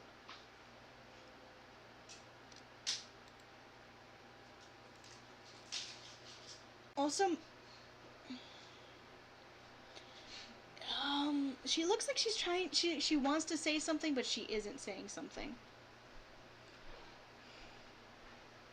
What else is wrong? She'll look to Corinne and to Grim. I had to give my report to Ilya, which you can No. imagine is a thing that is happening apparently now. Says who? He is MIA. Oh, Hang on one sec while I check. Nope. Grim just swears in Elvish. More than usual, more than he has been. More than he has been. He? Who's he? None of your business. She just pats you on the shoulder. Erebus looks very confused and more than a little concerned now. A mutual friend of some import. Some. Consider some a bit of an understatement, but yes, some. Right. Directed towards Erebus. Right. Which leaves me the ranking member. And I am not ready to be the ranking member yet.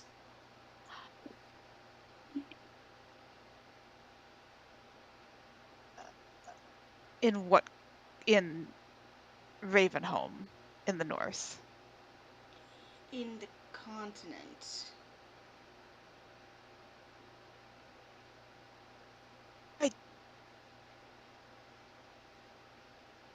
And then they just stop. You see her just nod at you like, yeah, she doesn't want it. She didn't want it. How long has he been gone? That you know of? That I know of, at least a week.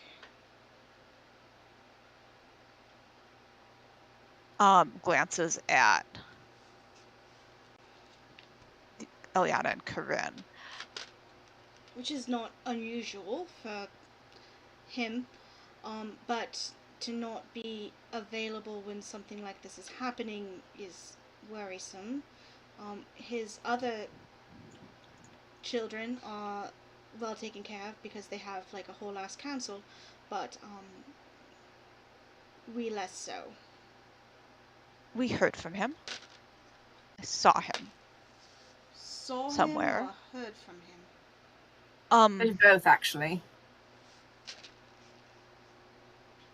Well, assuming that the missive I received was in fact from him. But I don't see how a paper bird could be intercepted by anyone other than the intended recipient. Mm. Do you still have it? I do. Pulls out the note. To move closer and would like to try to assess the handwriting, Sure. whether it looks like Mirt's handwriting. Investigation, perception, insight, whatever you want. Pick a skill Insight. and let me tell me why. Oof, luck. Yeah, Grim will burn their last luck on this, because that's better. 18 insight. 18. It looks like his handwriting. Nothing strikes you as immediately off.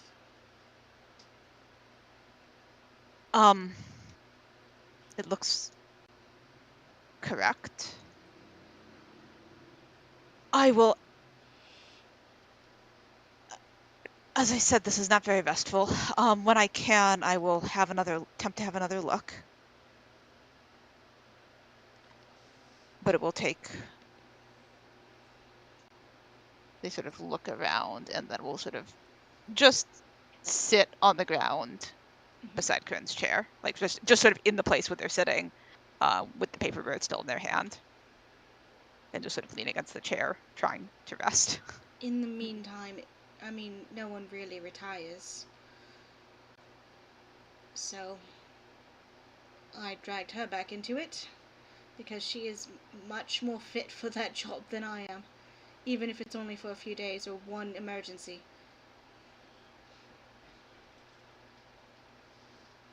Well, she's extraordinarily capable, so that's good to have her on our side. Have there been any reports potentially of infiltration among ours?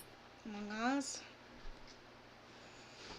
I mean, it's hard because most of us keep a low profile. We barely tell each other if we are, unless it's immediately relevant. There's always been factions. Some people feel that we should be more active, some people less. Information gathering versus course correction. She just kind of shrugs. I haven't heard about imposters, but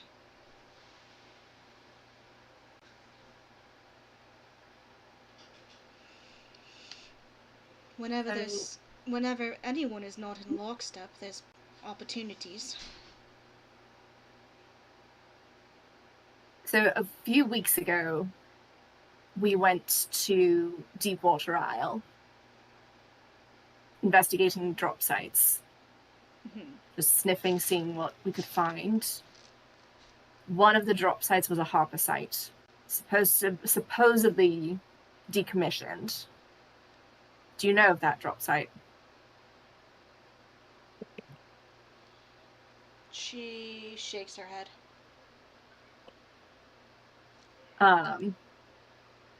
To be honest, my focus is mostly in Caldell and Westbridge. It's fair. Occasionally in the High Forest, or near the Star Mounts if required. So at the drop site, there was a map. A spot was marked on it, about 2 days' journey north. Written on it was, "They do not know." And it was sealed with one of ours.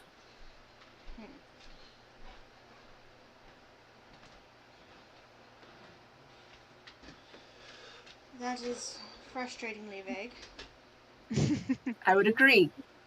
And she gestures up the paper bird that Grim is holding. I asked our friend about it. That was his response.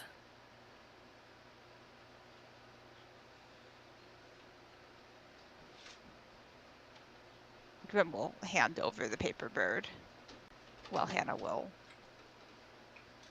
scramble for the text. I have to find it too. It's something along the lines of like, keep this to yourself, like don't tell anyone else. Mm-hmm. I forget exactly what it was.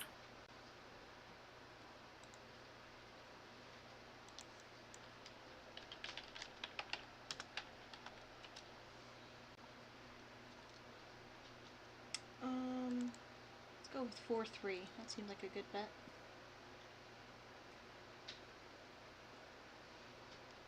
Yeah, April 3rd, I think, was the date. Mm-hmm.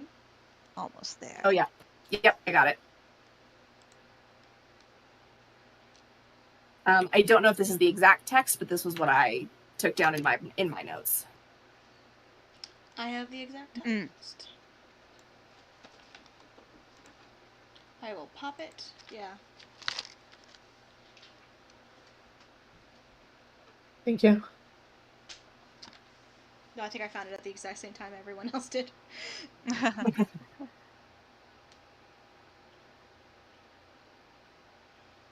Oh, that's frustrating.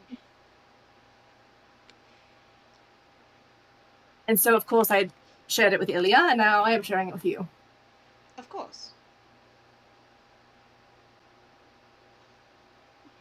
Part of good judgment is knowing who to lean on if things get strange.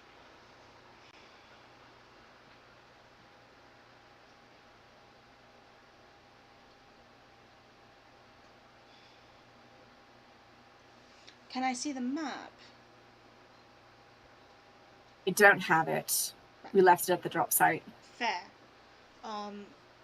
And she'll pull out her own map, and it's a rough map. It's not as good as the one you guys got from Say. Grim will sigh, lean over to pull the haversack towards them, and we'll start to fish around to pull out the Say's map with their annotations. And as they're doing so, sort of up until they leaned over to the haversack, would have been looking at Erebus, trying to insight how this is landing and whether she knows anything. Yeah. Erebus is It's a 21. okay. Erebus is distinctly unsure that she's supposed to be participating in this conversation. Excellent. Because she was asked to come upstairs by Kiss, but then now there's a bunch of information that the rest of them don't seem to want her to know. So now she's looking between everyone, going, "What heck?" Can I ask? I just walk into. Excellent. Grim dismisses her as a concern, which doesn't sound like as much of a compliment as it is, and returns to finding the map and handing it to Kiss. Kiss takes it. I get the feeling my cousin made this. I helped with the annotations, but it's quite good. I can tell. So I did not replace it entirely. They're written with all the letters facing the right way. Well, the landlines are the important things. Most of the letters. That is quite an interesting way to spell that. She got the distances right. She did. Grim is lightly but increasingly defensive of this map and everyone who had a hand in its creation. Yeah. And you can tell Kiss is joking. Like, she has probably dealt with Say maps in the past, considering she has noted that Say is her cousin. Grim doesn't take every kind of joke well. Right, okay, so here's Ravenholm, and, honestly, you guys, the people who saw the map know that when she points to the place that Ravenholm is, because it's not even on the map. Like, this town is so small, it's not really on a map. Yeah, this is where the map that you guys found in the drop indicated. Oh, this is where the black pin was? Yeah. Oh. So it wasn't the school. Wasn't. If it's a 2 days leisurely walk, and if we saw the pin come out, was that yesterday? How far of a walk is it if you are moving with great haste to be safe behind the walls? With Inja, day and a half it took us. I met them on the road, but I traveled with them most of the way.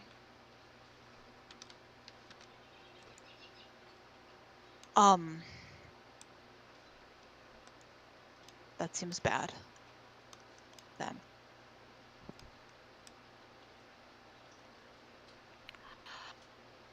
What sort of dragon, please?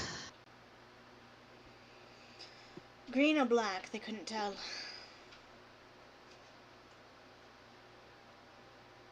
Do we know what it wants?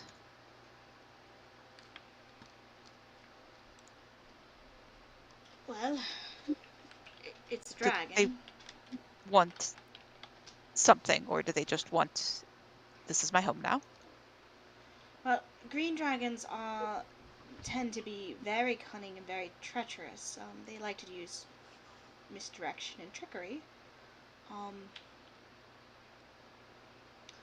Black dragons tend to be more vicious.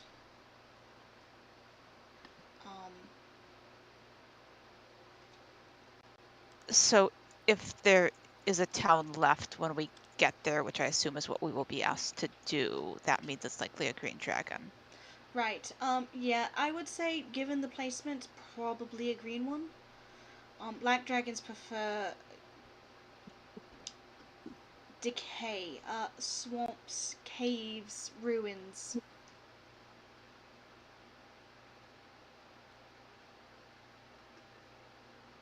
It likes its food fermented, if you will. Grim makes a face. Yeah, it's That's comforting. truly awful.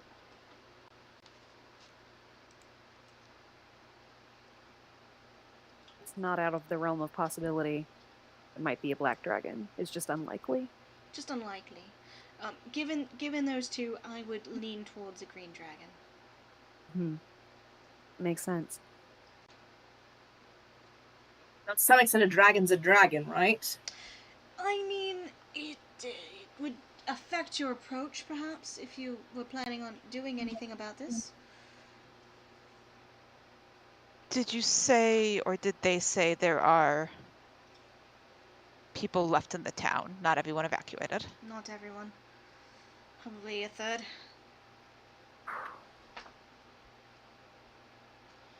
If it's a green dragon, though, it's likely that if they're survivors, they might still be surviving. We'd have to get close to know more, and honestly, I'm not in a place where I can do that, especially if we need to find Mert and find out what the hell is going on with Mert. Well, if getting close is the issue, I can assist with that.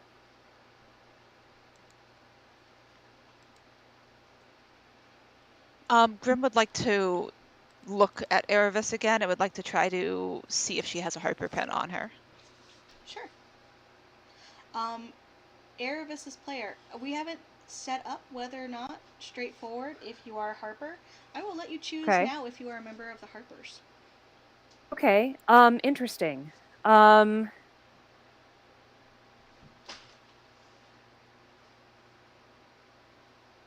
Not totally 100% sure on what the Harper's So yeah, the Harpers role and are everything a is. faction.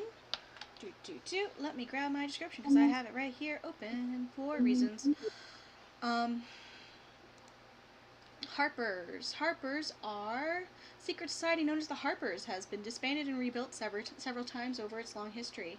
The latest incarnation of the group retains its focus on gathering information, keeping a close watch on the balance of power in Faerun, and promoting fairness and equality in quiet, unobtrusive ways. Harpers try to keep out of the public eye, preferring secrecy to fame and using knowledge to win the day over brute force. Blah blah blah. Stuff. Harper's agents operate Most effectively alone or in small groups, much like adventurers, when on a mission they are independent and self-reliant. The ideal harper is a keen observer, persuasive, and able to go almost anywhere without arousing suspicion. Okay. I do want to flag that we've had the who is in what faction has been a pain point occasionally for characters. I don't know if Eliana has any, if there would be any sort of So now that she's angst that anyone would like to be aware of in the decision making true. process. now that she has been chosen, I think that she wouldn't feel weird about being the only non-harper Actually, in the group. I would like to posit that you also might be, and you might or be a member of the Green Cloaks. Okay. Green Cloaks are chaotic good do-gooders. Like their entire job is to find trouble and fix it. They're less careful about balance or doing things quietly. Like they find problems, they fix problems. That sounds Doing good more recklessly. like Erebus, who is in fact chaotic good. That's fun too. Yeah, I think that Erebus would know a little bit more, would have a more of a guess of what this conversation was about, if she were a harper. Even if she isn't supposed to know everything. I think Green Cloaks fits her character better. So yeah, Rebecca. So Eliana, as you take a look at Erebus, and as actually Graham, as you take a look at Erebus as well, and take a closer look to like scan for, you do not see a Harper pin, but you do see that Erebus is sporting a green cloak. Could be nothing. Could be everything. I was going to say, do we know what the significance of that is? I know Eliana has discussed cloaks with Corinne at great length. I don't know if Grim knows. So I think that Hopefully would have block. come up when we were hanging out with Olia and Kior. Okay. That her faction is called the Green Cloaks. Okay. I think they are scanning thoroughly to not see a Harper pin. But they're pretty hyper focused right now. I don't know if they would. I don't think they make the connection. So like it is a thing that registers that the penny may or may not drop later.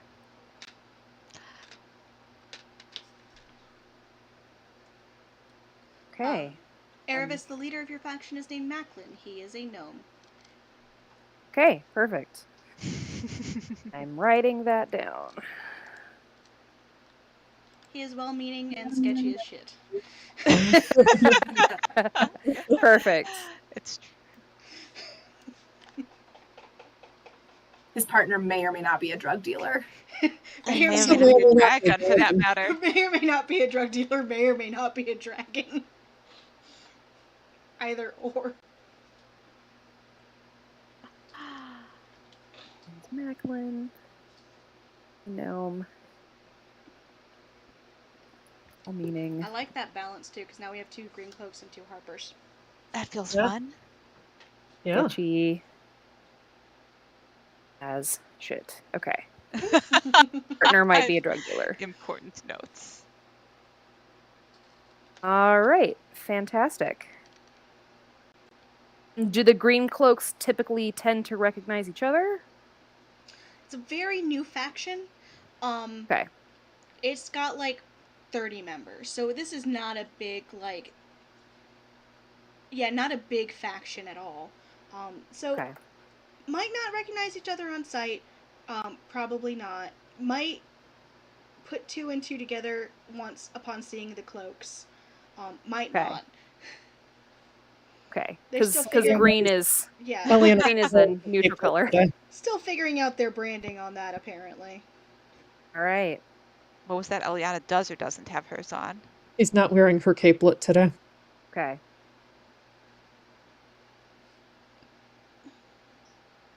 Very good. All right. So yes, Erebus continues. I am well versed in stealth, and I could get a small party very close, if more further observation is needed. I can vouch for Erebus. I've done quite a few missions with her. Erebus nods in appreciation. Grim drains not drains their rum drink, but takes a healthy swallow.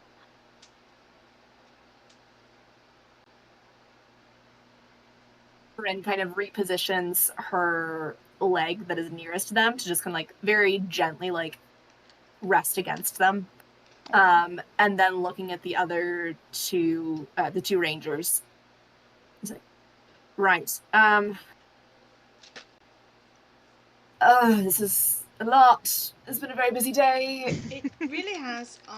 I don't think that anything will be decided today. Like I said, all of the very important people all have to talk to each other and make some sort of decision as to what is going to be done, if any. I imagine that there will be several people that will be frankly uninterested in this, and I think there will be several people who will be very interested in making this not happen, or undoing it, or rescuing, or whatever. Do you have any sense of who leans in which direction at this point? I'm not the person to ask that, unfortunately. Fair. Ilya muttered several names.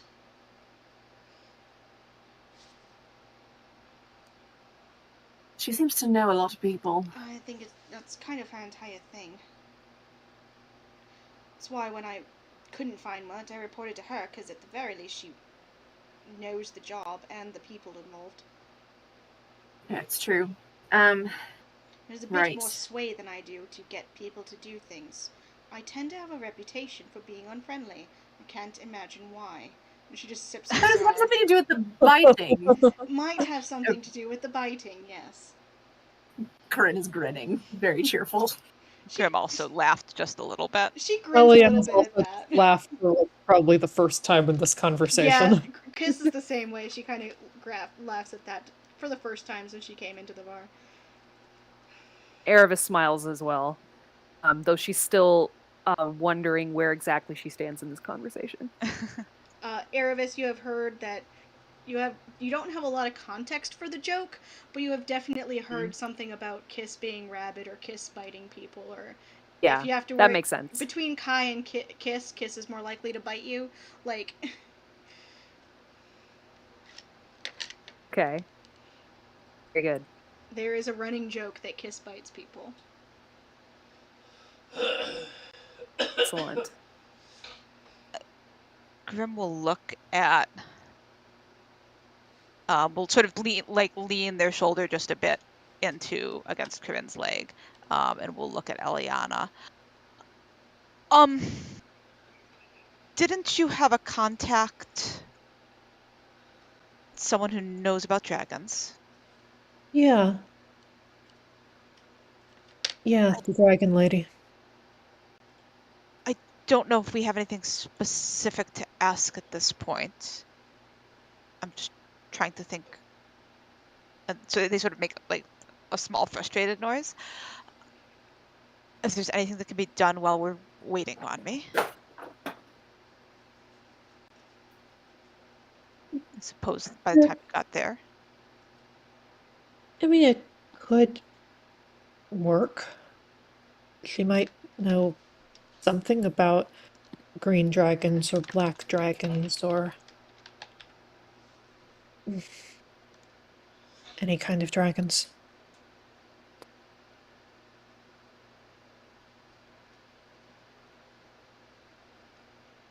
Right. Aliana stands up. Might as well try. You all notice as a paper bird arrives. Kind of flies into the room as best as it can. And starts banging her, like, it goes immediately to Corinne. Sorry, did you say that one more time, Heather? It goes immediately to Corinne. Okay. She collects it, opens it up. You see kind of the spiky handwriting that you saw it on Ilya's journal earlier as you all found it for her. Yep, sure did. It says, Had to read it thoroughly to make sure it was hers. Wait, it says, "Red, please gather you and yours and come to the Court of Miracles and my office as quickly as possible. We have a meeting. Well, before you get to set on a course of action, we have been summoned to the court by the acting head of the Friends. All right then. Grim looks at the rest of the drink in their glass and just throws it back. Yeah, Kiss and Grim almost in unison throw back their drinks. Like, oh, this is a thing. If anybody is looking at Eliana, you'll see that the color is raining out of her face. Oh. I mean, I know this isn't a good situation, but is anything in particular the matter? You look a little ill.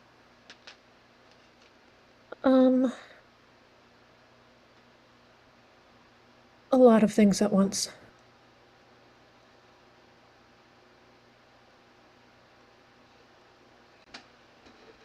All right. Yes, I can I talk to suppose. you on the way out of here?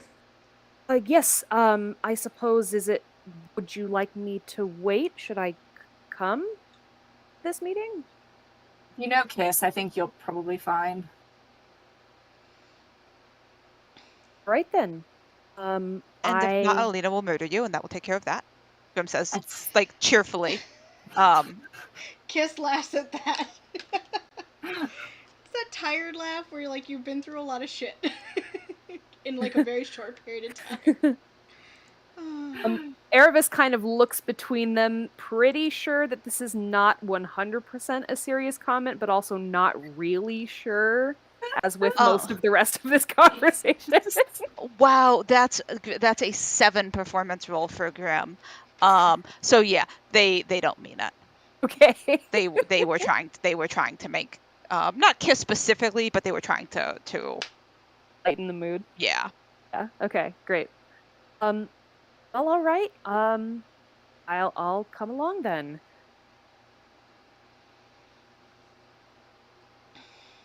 Great. As you all I suppose we should head off now, unless there's a reason that we're waiting. Only long enough for this, and Grim will push themselves to their feet and will pour a round of waters and hand them out to the group. Stay hydrated. Corinne rolls her eyes aggressively, like entirely performative, but is leaning hard into the performance of it, just to like, oh god, it's shut again. Again. That's a nat 20 con check. They are not even a little bit wobbly. And sling the haversack over their shoulder and go to hold the door open. Well, with their water glass in the other hand. Corinne Erebus slams back the water. Yeah. Erebus slams back the water as well. Is everyone at the table just slamming back the water, other than Eliana? Yeah. Eliana is drinking hers a little more slowly, but Eliana and Grim drinking theirs like actual peoples, and everyone else at the table going, "God damn it!" Yeah. Yes, Achiever has received the call to action. By God, she is going to act. All right. Grim will just sort of very lightly bop Eliana's shoulder with their water glass hand, like careful not to spill it. As she passes them on the way out the door.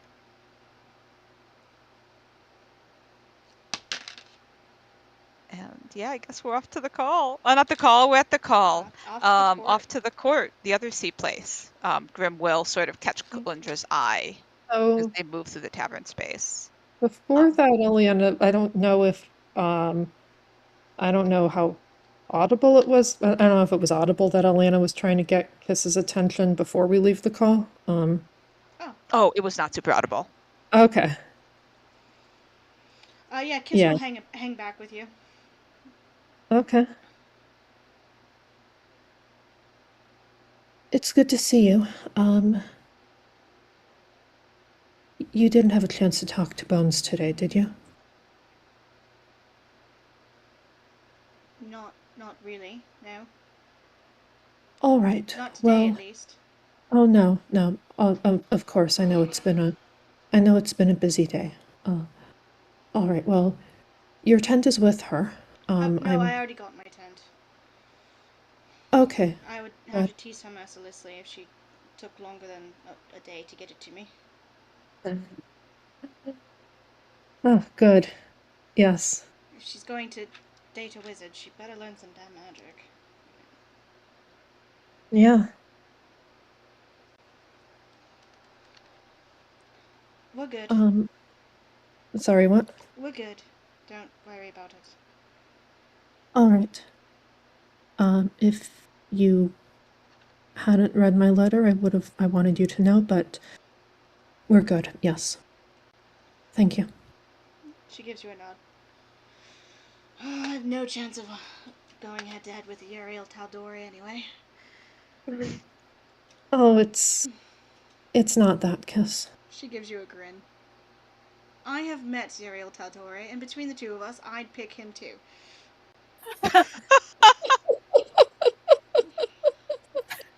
Eliana cracks a smaller laugh than that.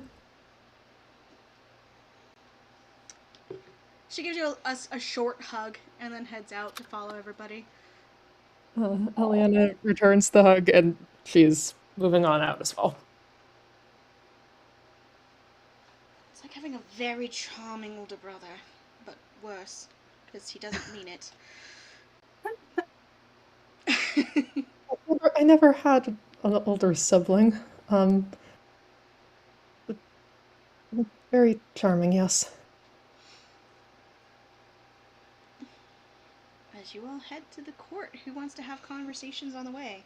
It seemed like there was one between Erebus and Eliana that was forthcoming. Yes, for sure. After giving Kiss and Eliana some space, Erebus will fall back to walk with her whenever. All right. Imgrim was just going to catch Calendra's eye and like jerk their head, so like making sure she knows that the group is leaving, but doesn't need to have a cool conversation. Yeah, she'll give you a wave, but looks like she has started getting the first shift of appetizers turned into dinners and getting the tables turned over. So she's doing her thing. Grim is transparently very like proud and impressed. Yeah. And carries on. What happened to the rest of your staff might be a mystery for another day. It's fine. I'm sure it's fine. Grim seems utterly unconcerned right now. On the scale of things for Grim to be concerned about, staff turnover is low. Calindra seems proud of herself and happy. That's really all that Grim, like, the bar is doing well and Calindra is happy. That's really all that Grim cares about. Calindra has handled it. Yes. Whatever it is. Corinne cares and wants to know why. Because she always wants to know why. So she will, as the group is heading out the door, just very briefly will pull Calindra aside. Just, weird question. Why did you need to hire new staff today? Funny. Everyone found new jobs in the last couple of weeks. And it wasn't like pressing to replace them. As long as it was me and Maedra, we still kind of had everything under control. And then it got very busy. And then Maedra eloped. She did what? I'm sorry, what? She eloped with an adventurer and is gone. So then it was just me, and so I hired Margot and Philip to make sure that we got everything under control, as we got very busy all of a sudden. Indeed. Is Maedra planning on returning, or is she shrugs? Okay, that's fair enough. She if left she a does note return, saying she was deeply in love and she loves us all. And then Calindra just shrugs. Like, absolutely pointless. I don't understand it. Any of it. There's better things to do than make out with boys. Well, honestly, it's keep on that track. Even odds whether she ends up coming back or not, with an adventuring partner or not. Right. So Johnny left a couple weeks ago to, maybe not a couple weeks, at least a week ago he got a berthing on a ship. very good sign-up money. And then Mm, Mary had left to become a lady's maid, which good for her. If that's her deal. But yeah, then it was just me and Major, and we had everything under control. I ran the kitchen and ran dishes, and Major had the bar, and then all of a sudden it was just me. no, that's extremely fair. We really should, if you feel the need to hire anyone else who is around more often to provide additional support, I realize we are not perhaps the most attentive proprietors. So I don't mind that at all. Yes, I understand that. But if at any point you decide that, If I ever needed to hire a boss for myself, I will let you know. But I think I've got it pretty much under control. oh, would absolutely agree. Margot's good at pretending to be an adult. She at least is of a legal drinking age, yes.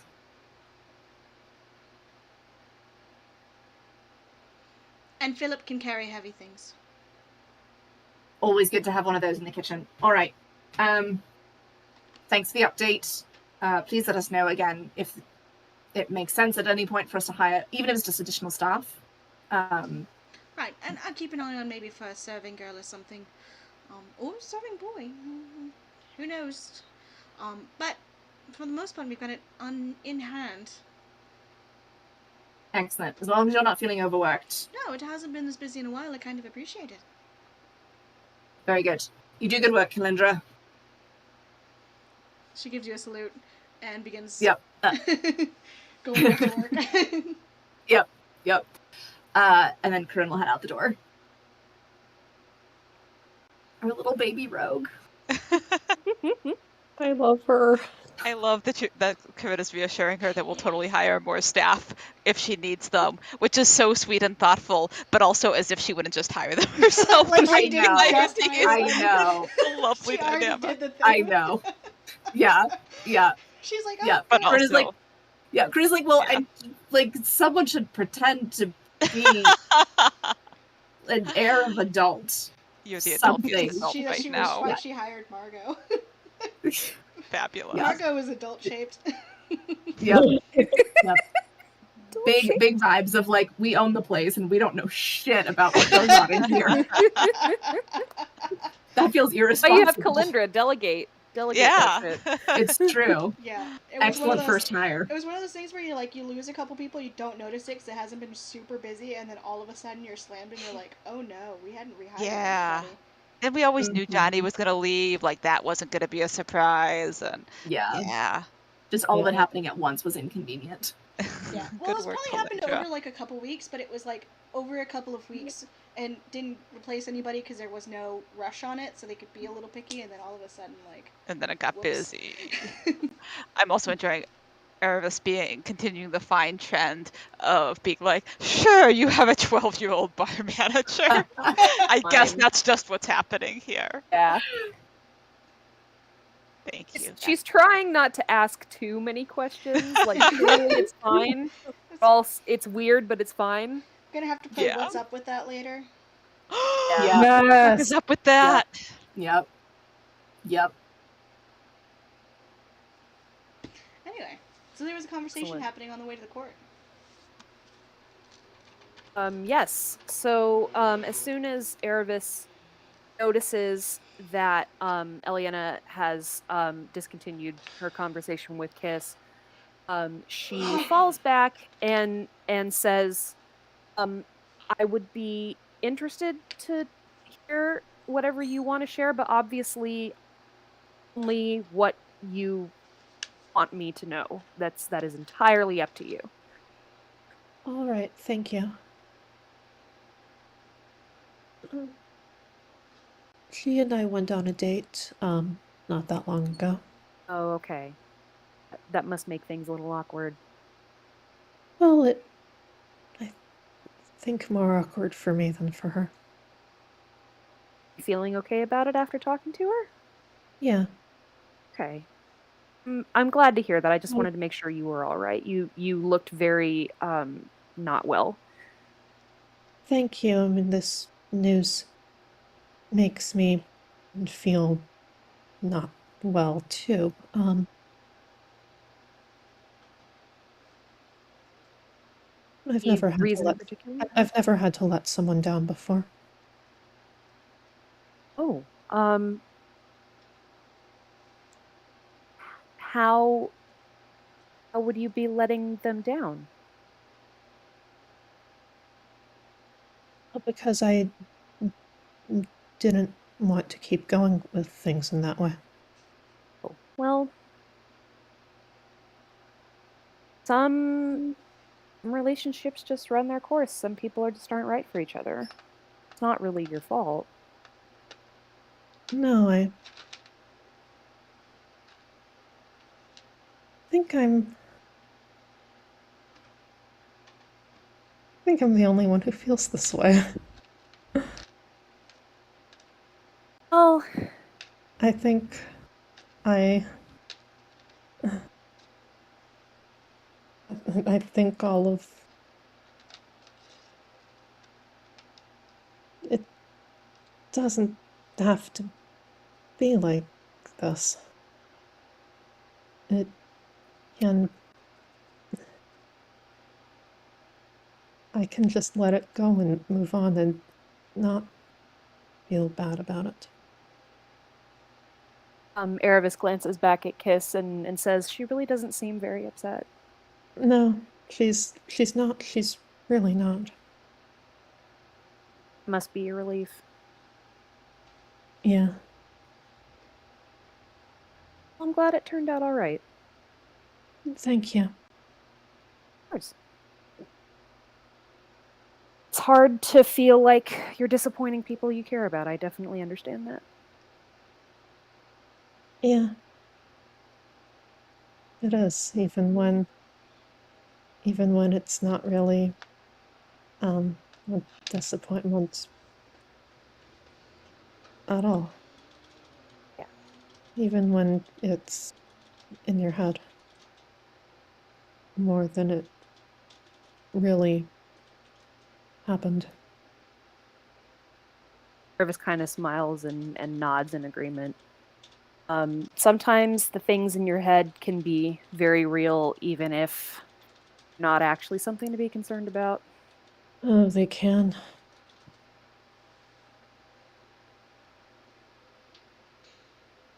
I'm glad you were able to talk it out and that something wasn't actually an issue. Thank you. Yeah. Now, if Alina can kill a dragon, I guess it might be our turn. Oh man, I it's been a while since I've encountered a dragon.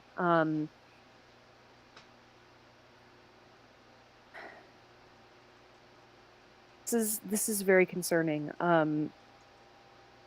She just shakes her head and um whole army. Not that it's strictly better if it's a green dragon versus a black dragon. Both options are not great. But if we can have any hope of getting survivors out before someone tries to take the dragon on, that would be the best case scenario, I suppose. Yes, that would that would be good. Well, one thing at a time, I suppose. I suppose we should have this meeting before any course of action is decided. You sure it's fine for me to be here? Yes, it's fine. Okay, there seems Um, to be a lot of information that I'm not supposed to know. some of them have their secrets, but if they wanted you to leave, they would have said so. Okay, then I will uh, trust that it's fine and operate accordingly.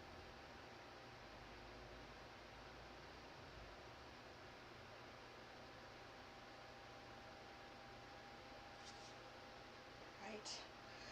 So you all head to the Court of Miracles. Let's move the thing to the thing. Dun-dun.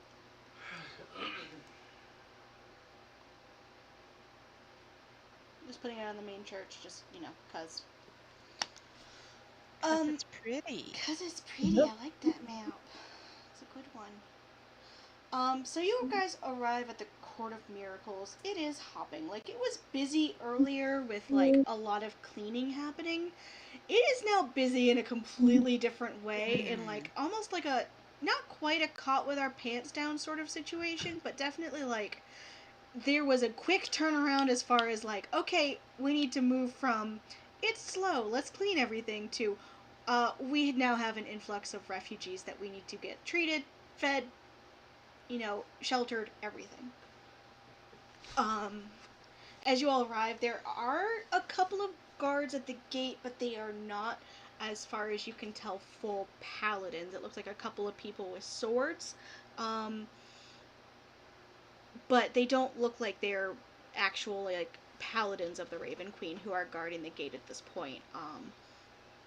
One of the gentlemen, who's a drow gentleman, kind of waves to you and stops you as you enter. Or go to enter.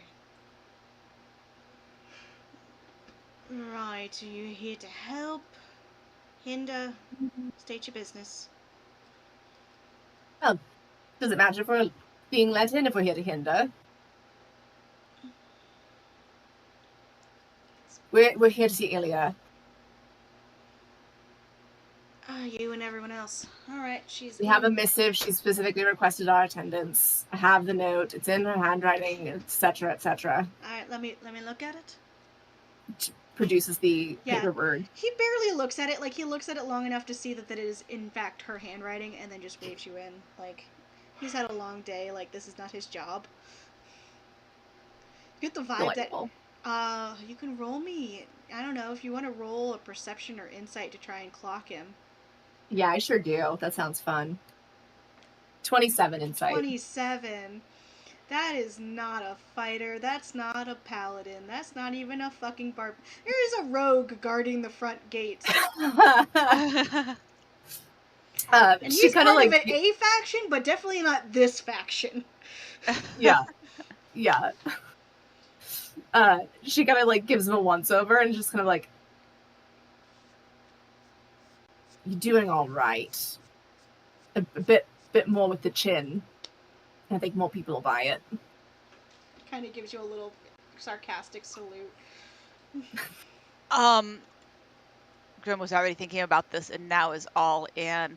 I guess would like to try to pick the guy's pocket as we go past. Yes, Oh please my do. God. Please do.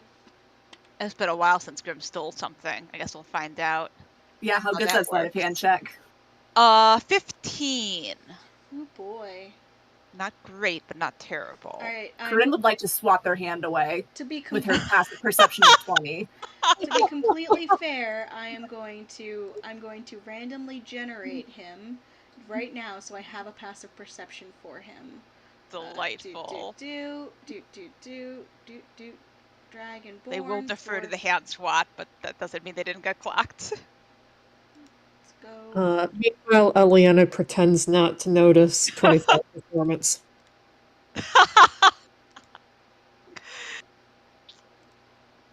Alright, that looks like a good guy. Here. Oh, he doesn't fucking notice anything. He's a terrible guard. Ilya, what are you thinking? His passive perception is 12. Why? Grim feels Oh, no. attacked, but also isn't guarding the gate. Well, Grim also is not a rogue. No. What is this rogue doing with a passive perception of 12? I don't know.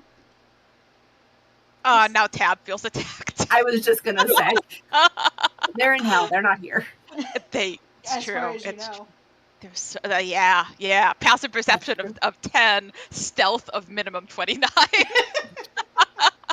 Rogues can't. That's the curse of being rogues. Most rogues can't ever see other rogues doing shit. I mean, maybe he's just as we know from the party of rogues that never could find each other. He might just be there to look vaguely like a guard. His instructions might be be a guard. Just be a guard. Grim will accept the hand swat and would like to try to catch her hand very briefly. But that's an 8, so probably doesn't go well. I mean, I think just baseline, like her hand just falls away as it normally would, basically Yeah. following momentum. And we're in, I guess. Sure. Yep.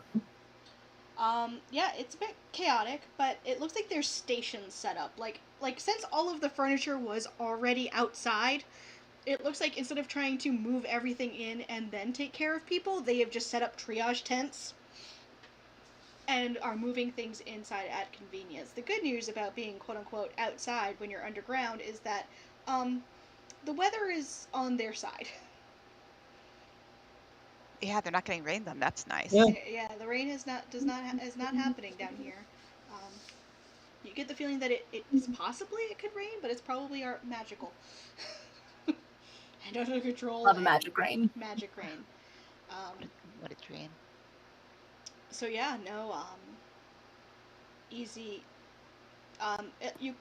Anyone with a. I mean, does anyone want to look for people specifically to see what they're up to, or are you just gonna go straight to Ilya's office? Grim would be looking look. I mean, as best as a passive of 12 gets them, would be like keeping an eye out if they see Alina or say or Ilya if she's out and about. They might say something, but they're not going to like deviate from the path. Mm-hmm. Okay. Perception check. Anyone who wants to look around for people you recognize can roll perception checks. Yeah. Eliana is going to check for people, look for anybody she recognizes, but also keep walking. Mm-hmm. Singularly focused on getting to Ilya's office. 16 for Eliana.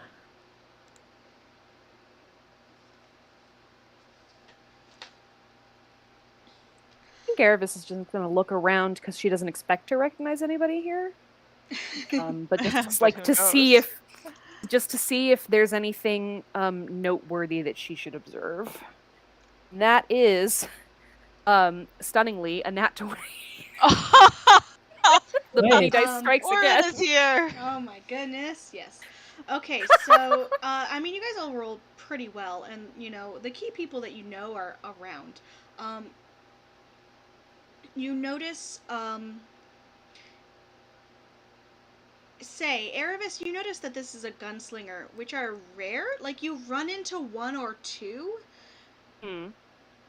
but they're not super common. And you notice that there is a red-headed gunslinger who is like, she seems to be doing mostly grunt work, like prepping bandages, or she has been put to work doing menial labor and does not seem to be complaining about it at all, despite the fact she is dressed like she looks like an adventurer. You've been around adventurers enough to know that Yeah. that is a goddamn adventurer. Okay. She is dressed dramatically. Right. So that tells me the situation must be dire. Dire or something is going on, but definitely that is a member of the Order of the Gunslingers, just like a sub faction within the Lord's Alliance that is just sorting bandages and like prepping stuff. Okay.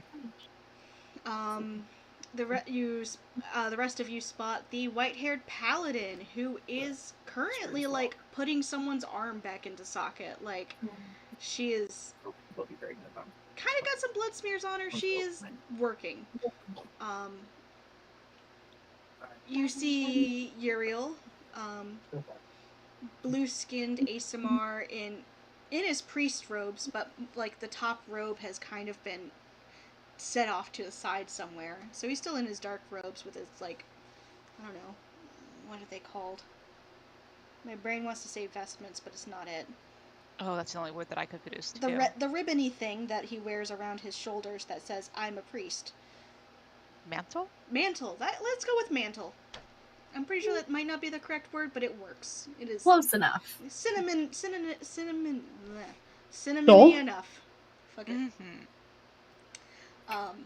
You notice that he is definitely like directing people and in charge of whatever triage is going on. He is definitely leading all of this that's happening. Doesn't seem to be anyone who's like on the edge of death, but there are definitely some very injured people who are being treated. in the meantime, there seems to be a separate area that's been set up where people are getting meals, getting cleaned up, like smaller injuries are getting taken care of, and people are getting fed and kind of figuring out what's going on. Stole? Yeah, I think maybe. So that's who you kind of spot the your major characters. You also see a Goliath who is also like um, helping people, like definitely like helping support people, like carrying people in and out of maybe into the triage build or the trauma building itself. He seems to be doing a lot of heavy lifting, and you guys know that that is Jaeger from actually Dr. Jaeger Cruz from Valor Company. So it looks like probably at least some of Valor Company is here. It sounds like everyone is pretty busy, so Grim is going to sort of Grim will clock their various presences, but will not deviate from the path to Ilya's office unless otherwise prompted. Yes. Likewise, Eliana isn't going to, like, if somebody catches her eye, she's not going to ignore them, but she's not going to distract them either. Yeah, same with Erebus. She just has clocked the seriousness of this situation. It's at all hands on deck. In a way that is rare. Let me check Uriel's passive. Uriel does clock you as you come in, and he does give a head nod to you, Eliana. But he he knows when you guys are both like work mode. Yeah. She gives him a wave, and sends a message. I'll catch up with you later. Hopefully soon. Aw.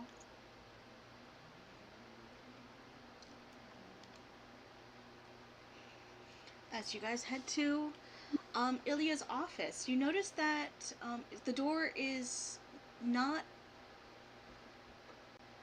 It's it's closed. The door is closed, and there does seem to be someone standing outside that is standing guard. Like an actual guard? That's or a another good rogue. question. You guys see Guard. you guys see Ghost is actually standing outside, Oh, quote unquote guard. She's like sharpening a dagger and she's just looking vaguely threatening, like that is her job, is to stand outside and look vaguely threatening.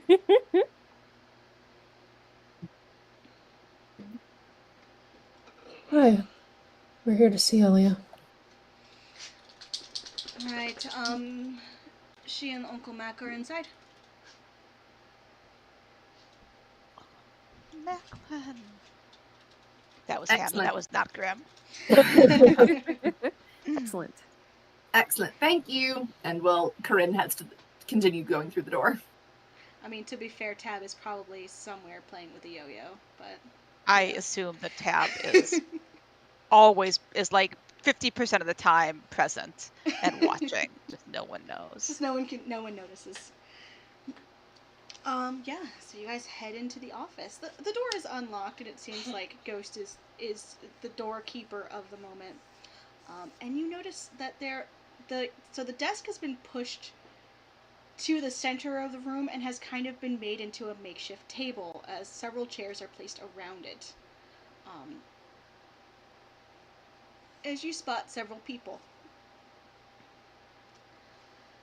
Sitting at the head of the table is Ilya, who looks frazzled. Together, but frazzled. Like, this was not how she planned on today going. First the ledger books and then now this. Yeah, she woke up and was like, it's the Friday 13th. She's like, no, maybe I shouldn't have today. Corinne greets Ilya with a fancy seeing you here again today. At least I can find everything now. Most things, at least. I heard you've been promoted recently. I have been reinstated, it seems. And you notice that she'll motion to the other people at the table, and I will explain them as you see them. There is a to her immediate left, like they were like chairs close together, like they were not like I would call it best friend space. Like they were not far away from each other or even like normal away from each other. Like they had like pushed together. Is the short gnomish gentleman Macklin. His kind of is kind of let's see, is blonde, like yeah, it's blonde hair is kind of pushed back. He is wearing armor. Um, Also a dashing green cloak and long green gloves. He is standing on his chair and seems to be examining a map closely that is on the center of the table. She's like, most of you know Macklin. He is the leader of the Dashing Vale. She'll motion to her right where there is a surly-looking human man with his eyes wrapped. He is wearing a heavy plate, breastplate, and carrying a large staff. He and Ilya motions to him. This is Jawson. He will be representing the Emerald Enclave. Why they sent such a grumpy bastard to such a meeting is beyond me. Jawson kind of grumps in her general direction. He seems amused by Ilya more than put off.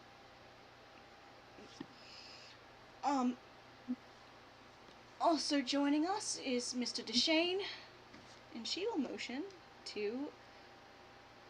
Let's see here. Let me just grab an image of him, cause he looks cool.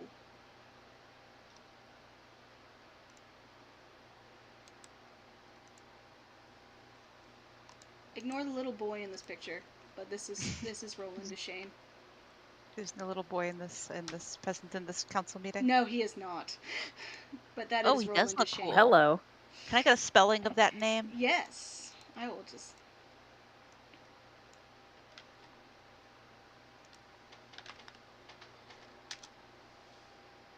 Thank you. You see, Roland is tall man, dark skin, hair is cut pretty short. He's wearing a kind of like a long duster coat. You notice he has a gun strapped to his back, a very long gun. Like you've seen the guns that Say has, they tend to be very short. His is long. He also has one strapped to his hip that looks a little bit more ornate. He nods to you all as you enter. This is Roland, the head of the gunslingers, who will be representing the Lord's Alliance today. He is new to our little band and has not actually traveled with any of us, which is rare because it seems like most of us have traveled together.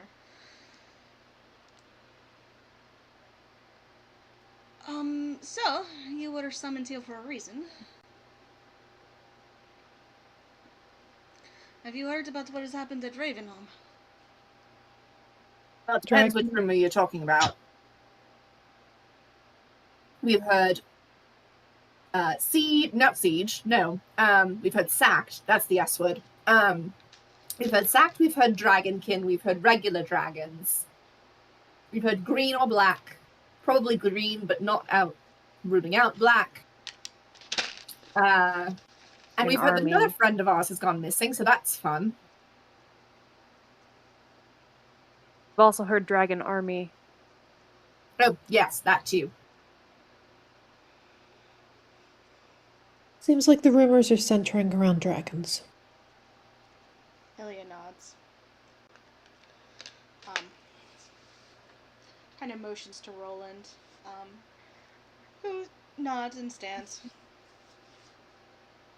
The reports we have say that a green dragon with a large band has descended upon the city and is taking it, but is not doing a very good job of holding it. However, as time goes by, that will change and shift.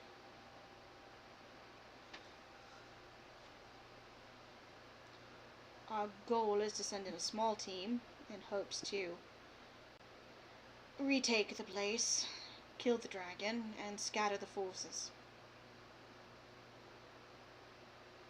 So this is full on killing the dragon type of thing. This is not evacuation mission. This is killing a dragon. Ravenholm supplies a lot of the shelf stable food for Waterdeep. Large stores of food, as you can imagine, would be very important as we head into winter.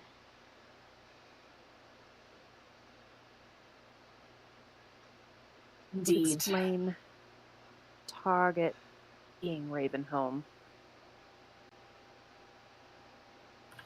It's surprisingly intelligent of a choice, which we are looking into as well.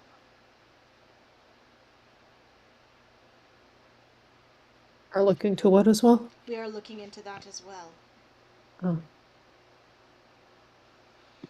But the priority is to retake the place and kill the dragon. You're clipping a bit. Oh, the goal is to retake the place and kill the dragon.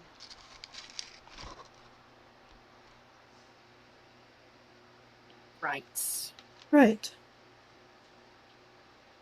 Right.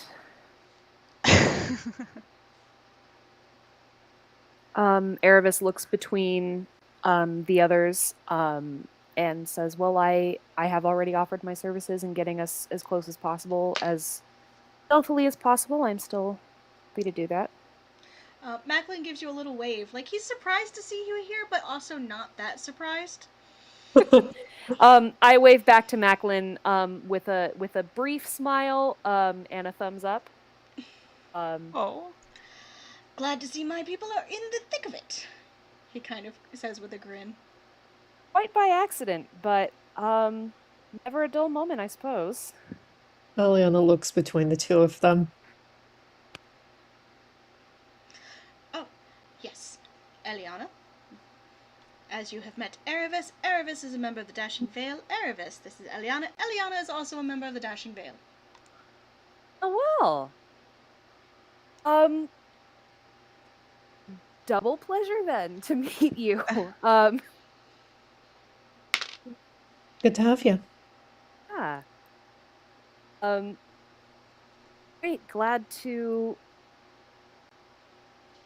have found a compatriot unexpectedly. Yeah. So, Nervous looks a lot more relaxed now. Love that for her. yeah. So, killing the dragon. Will be harder. Can Is be it a done. very large dragon? Ilya speaks up. Or actually, Jazin would speak up. Aren't all dragons large? Grim. Grim doesn't know better. Grim points at Bianca. No. Jazin snorts, and Ilya just kind of shakes her head. It's at very Looks at least. Grim like very betrayed. It is at very least an adult the dragon, from what our reports say. Adult could be larger.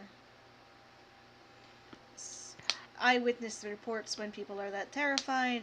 We don't know what is exaggeration and what is truth. Grim nods. All right. How soon? I wouldn't recommend leaving tonight, but perhaps tomorrow. Um, we are all hands on deck here, but if you want to take, I don't know, a person, we could probably spare them, whoever you want to take.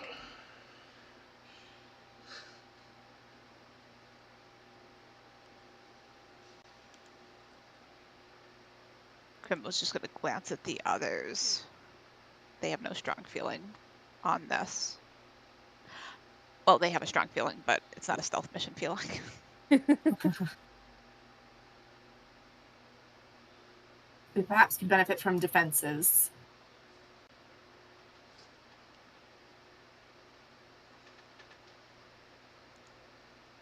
Do you Since- know of anyone in particular who would best fit that role?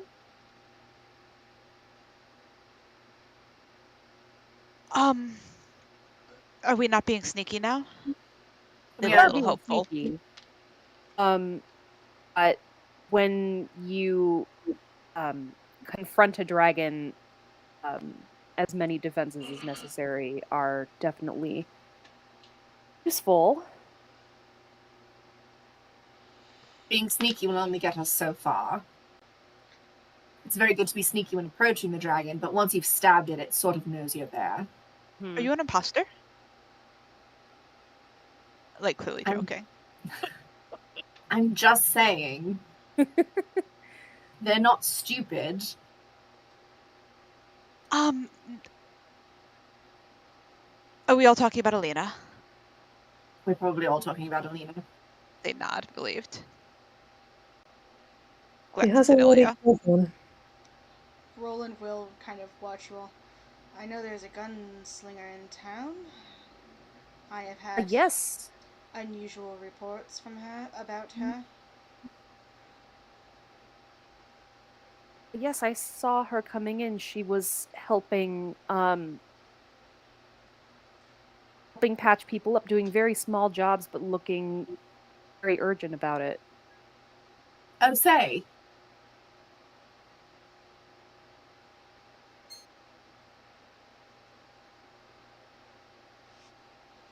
He shrugs his shoulders. It's your mission.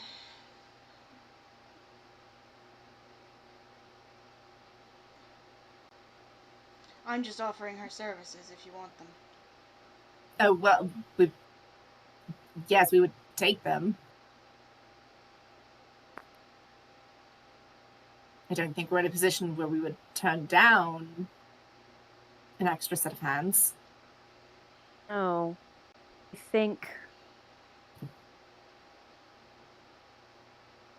I think that we still want to be a fairly small party for stealth's sake, but we also, once we do confront the dragon, will need as many skills as possible. Ilya Gunslinger wouldn't go awry. kind of nods.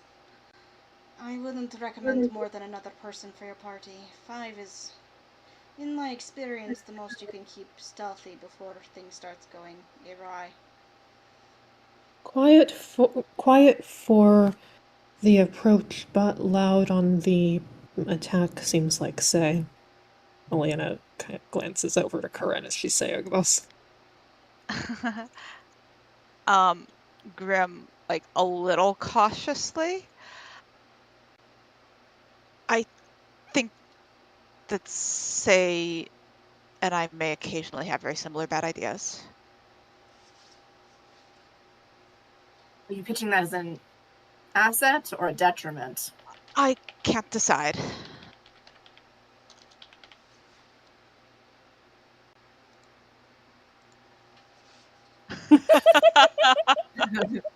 I made them roll to see if they could put that together. And they could.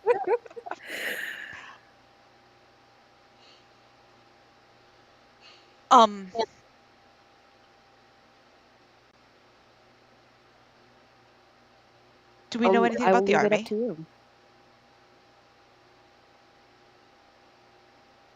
If there is one. Can you say that one more time, Hannah? Do we know anything about the army if there is one? Roland shakes his head. From what we can tell, the forces were not large, and they're scattered and not very disciplined. But that's all we know. But it won't stay that way for long. He shakes his head. Both agreement, but also, yeah, no, it's not going to stay that way for very long.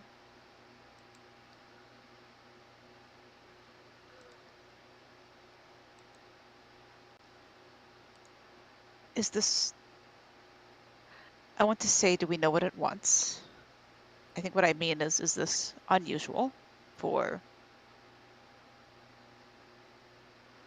a dragon to land at the top of town. Hannah feels like this may have been explained already, but Grim may have forgotten. I may have also forgotten.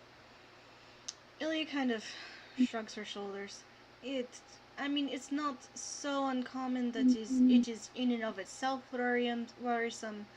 Given larger events that are at play, it is concerning, but also the nature of what is happening. I may have some ability to find out.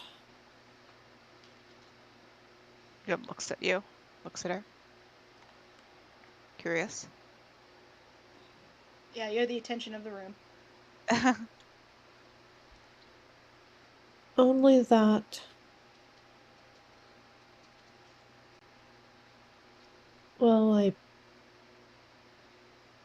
don't really have words for it, but sometimes it seems like dragons listen a little more when I talk.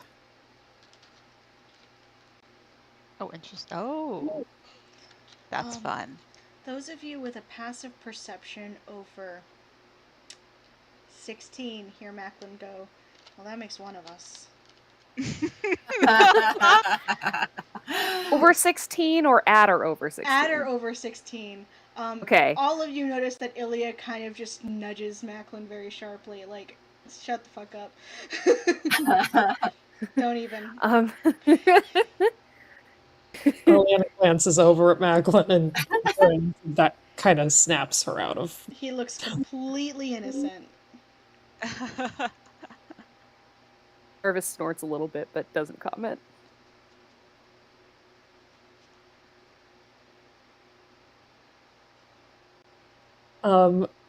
Would a monologue token from Macklin be appropriate here,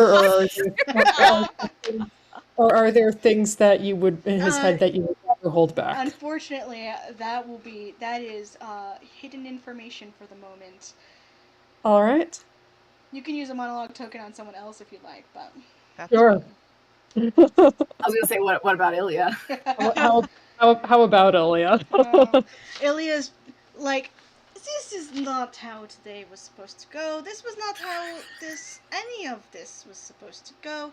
Why am I a harpouter again? Why am I... Okay, don't even ask why. This is futile. Okay, Macklin, do not mouth off about dragons. You know better. I will tell her. I bet she would. If only for the joy it brings me to see her fuck you up completely. Honestly, well, you would like it too, so I don't know. Anyway, Roland is here. Why is he here? He is so grumpy.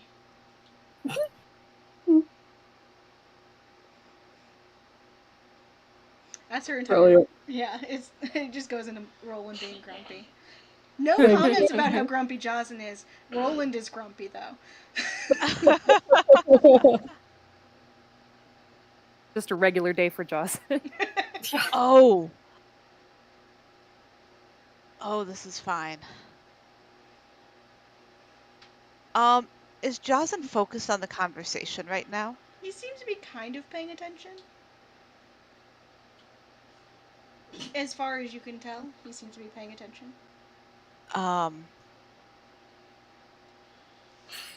Grim is sort of, I mean, I patch and bangs, but is sort of like has Jocelyn in the peripheral vision and looks thoughtful. They will hold that thought for the moment since there is a conversation going on right now, but they have just remembered something. It's fine. Oh man, that's a whole ass thing. Yeah. Alright, as Ilya nods. Well, the options it is completely up to you. Say is up for grabs, apparently. Elena or Uriel if you need him. Also free to go. Uriel is a fantastic healer, and Alina has killed green dragons before, so either one would also be useful, depending on your approach.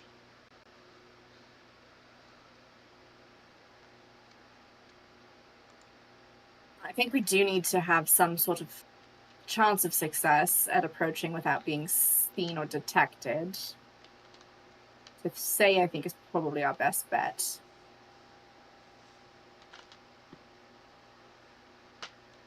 Grim opens their mouth to start to argue, and then stops, and then closes it again, because this is a compelling argument. The sneakiest paladin is still pretty loud. Yeah, yeah, there's no arguing that. Plunk, plunk.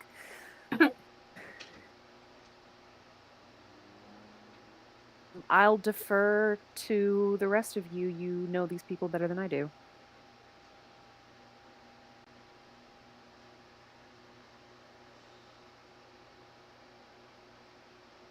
Right.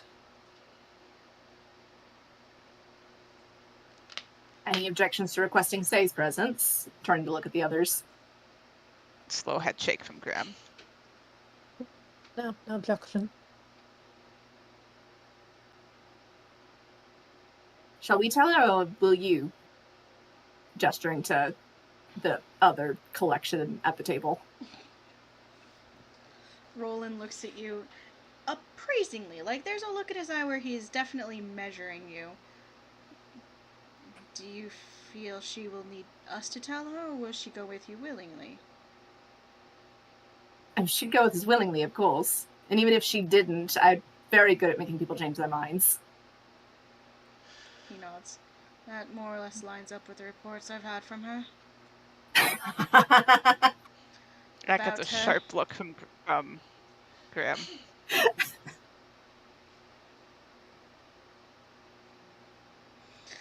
Right, if you need the force of my authority behind it, feel free to tell her that it came directly from me.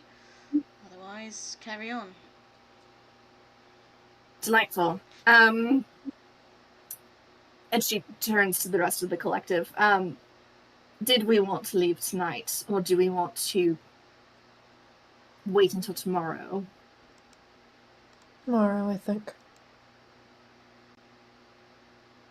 They won't magically get themselves in order overnight. We have a little time. I don't know. I've seen magic do some weird things. Earlier today, even. Dragon armies order themselves quickly by the standard of ordering themselves, but not without some effort. So I think there will be a few days until it's impossible to get through them. So we have some time to get there. And I think that if we do run into them, we will want to be fresh if we can be. Will we need the horses again? Perhaps, depending on if time is of the essence, it may not be a bad idea. Although I'd really like to not lead the horses into the clutches of a dragon. Grim nods. Ilya kind of bumps Jazin with her shoulder. Jazin sighs deeply. We can get you fast transport there. Oh, that's lovely. You're so generous. Uh-huh. What about back? Might be on your own for the way back, but probably won't be as pressing. Good Do point. we know where Ravenholm is relative to the Caring Hand School or the Lucky Hand School? Probably like a 6-hour walk away. Like, not a full day travel, but like a good chunk of a day. They're not too far apart. We'll glance at. Because I believe that the Caring Hand School is in. Is it in? It's in the Keldell Forest, correct? Or Or is it? I the don't Crypt remember. Caldwell or the Crypt I Garden? think it might be the Crypt Garden. which is not even on this map somehow. Yeah, that's let's I think it's searchable. Yeah, there we go. Oh, it's up near Westbridge is the Crypt Garden Forest. The Oh, forest, yeah, way up. the green patch above Keldell. Yeah. Okay. Yeah, there it is. It helps if you spell it right. So I would say that Ravenholm is significantly closer. Let me see. Okay.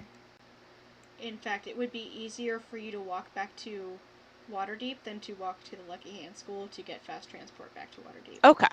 Um, I was going to propose a detour if it was on the way, but it's not. They don't feel strongly enough about it to add travel. let's see here. All right.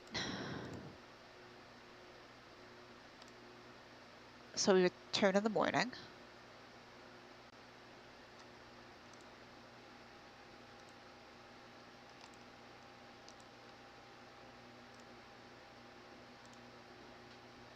I suppose so.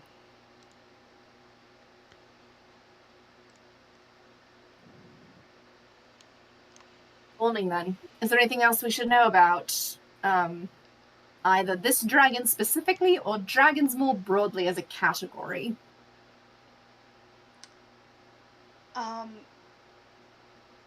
Jazen opens his mouth and Ilya just puts a hand on his shoulder to stop him.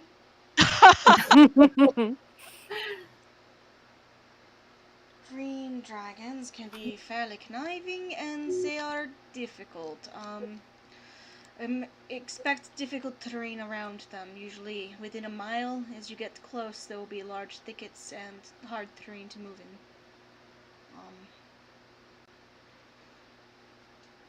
Oh. You'll know you'll be getting close if all of the game is gone. Like a large predator moves into the area and most of the birds and watch out for the birds. They will be spying on you. For the dragon, the Green birds will be spying. Green dragons and can look through get the supernatural connection to birds. Oh, good. Good. I was hoping that we would have flying spies that are nigh undetectable around us. Excellent. It's all right. We can make ourselves fairly undetectable. Return. Once we get close, I will cast Pass Without Trace to protect us. Ooh, ranger shit. And we have our own flying spies. So there's that. True.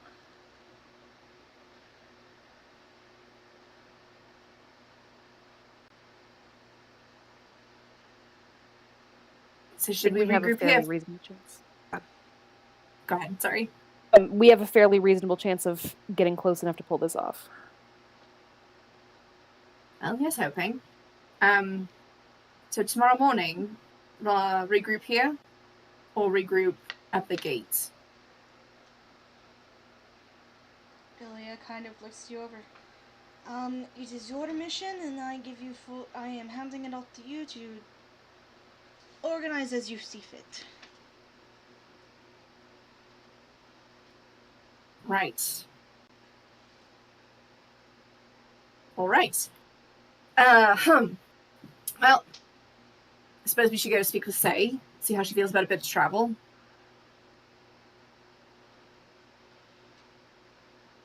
Nods. We'll push away from the wall, and we'll drop into Awakened Mind to Jazen. Mm-hmm. I may have questions about Hell when this is done. Okay. He just blinks and looks around, confused. Ilya looks at him. Brim will head to the door and No hold one it for questions it. the rest of the group. Correct. I think we just go find Say. Yeah. Yeah. As you head out, you see Ghost has been joined by a actually shorter, um, shorter rogue in dark leather armor who is. You see, Ghost is all threatening poses and sharpening her dagger, and this rogue is just like playing with a yo-yo and gives you all a wave as you walk out. Grim just keeps Literally walking. playing, yes, literally playing As with a they do. yo-yo. 100%. It's tin and it's a little bit battered. Yeah, it's seen better days. But they do very good tricks with it. It's got some scorch marks on it now. Yeah, Or Grim just just walks raises her past. eyebrows. Okay, then. Eliana looks over her shoulder, what keeps walking, still looking, and then looks where she's going again. Corinne just so like gives a small salute to the collective as she walks by. I feel like Tab would give you a jaunty salute. And, Oh, 100%. yeah, and Ghost is just like raises a dagger to you. And then she starts balancing it on her finger to do dagger tricks. As if showing The off to Tab. yeah, the complexity of the yo-yo tricks increases exponentially. Yeah, they're definitely playing dexterity show off games. They are very, very occupied being guards for this very important council meeting. I can tell. So as they head out, I think then begins the searching for Say. And as they depart, just Corinne just kind of goes, honestly, the security here really could use some tuning up if they actually expect effective security. Would you like to be in charge? Not even remotely, thank you. I'm still deciding.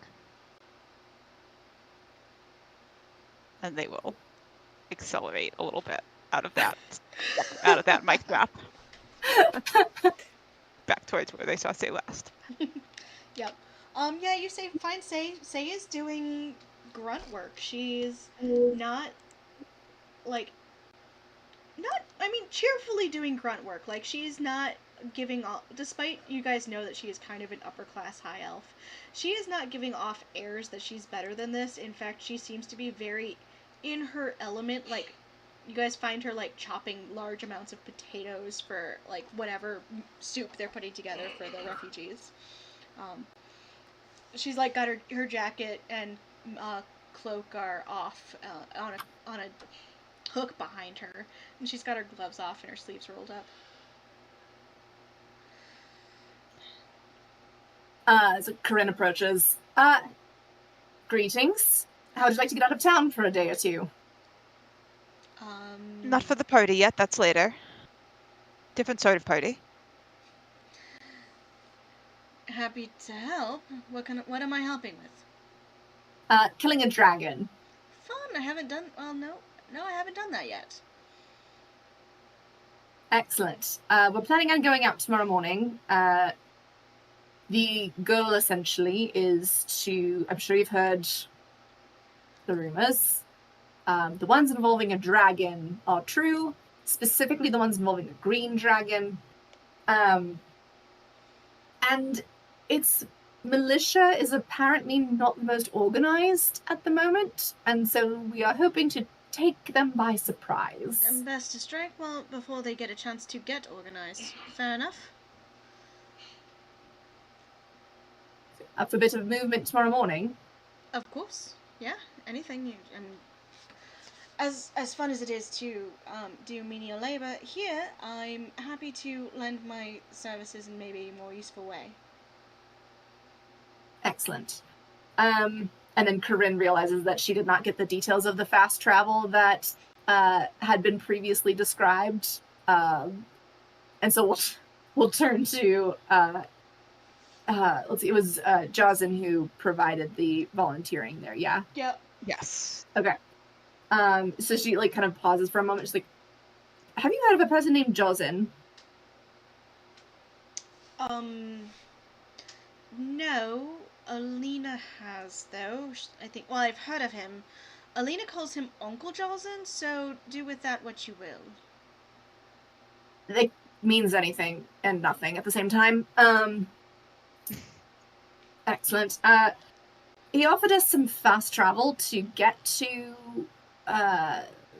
Ravenholm, but I did not get the details of exactly what that was going to entail because it sounded magical and I didn't care. Which I now realize was a mistake. Regrettably. We will have to figure out how we are going to actually meet him tomorrow. That was not established. You're staying here to, that's addressing Say, and it's a question. I had planned on it. Alina got all of her new furniture set up and delivered before all of this happened. So we'll come here and meet you, since I assume he is here as well, and if not, then we will ask that he be here as well. Do you have any looking toward? I assume we're out of message range. We've walked far enough. Yeah. Okay. Those are, across the compound. Then they will look at Corinne. Do you have any more of those paper birds? I do. She pulls one Sent him out. one. Yeah. Or sent Alina one. Not Alina. Sent Ilya one, asking that he meet us on the sparring field at what time is not too early. 7:30 is not too early. But insight early check. enough. Not great. 15. I mean, 7:30 is too early for civilized interactions, but for a time-sensitive mission, it will be fine eventually. Sort of lightly amused, like charmed amused, not mocking. 7:30 then on the sparring field. Seems fitting. Very good. And she pulls out her stash of paper birds, grabs one, and dashes off a message to Ilya with the framework of that request. Easy enough. For Jawson to be there.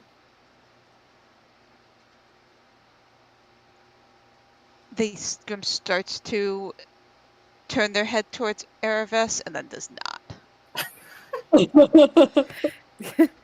Not going to ask the question that we're thinking. 7:30 seems fine. So was Roland actually there? I thought I saw him. Oh yes, the one with the long gun. Right. Great. I am happy to get out of town with you all. He seemed to think that his authority would be very helpful. We did not tell him. Well, Corinne implied that authority would not be helpful, but he said it again. We did not enlighten him further. Yes, so Roland is the head of the gunslingers. So he's like here, and she'll hold her hand up like really, like as high as she can reach. So he's like here, and I'm like here, and she'll put her other hand like somewhere near her knees.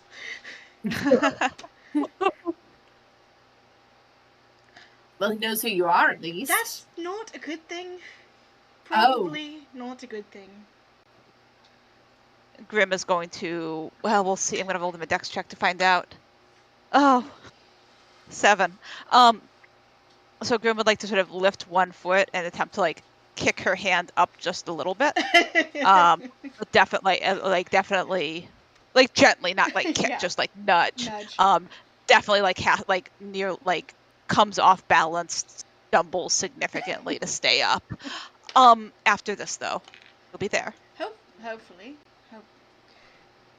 Or at least more steadily, mid-level would be good.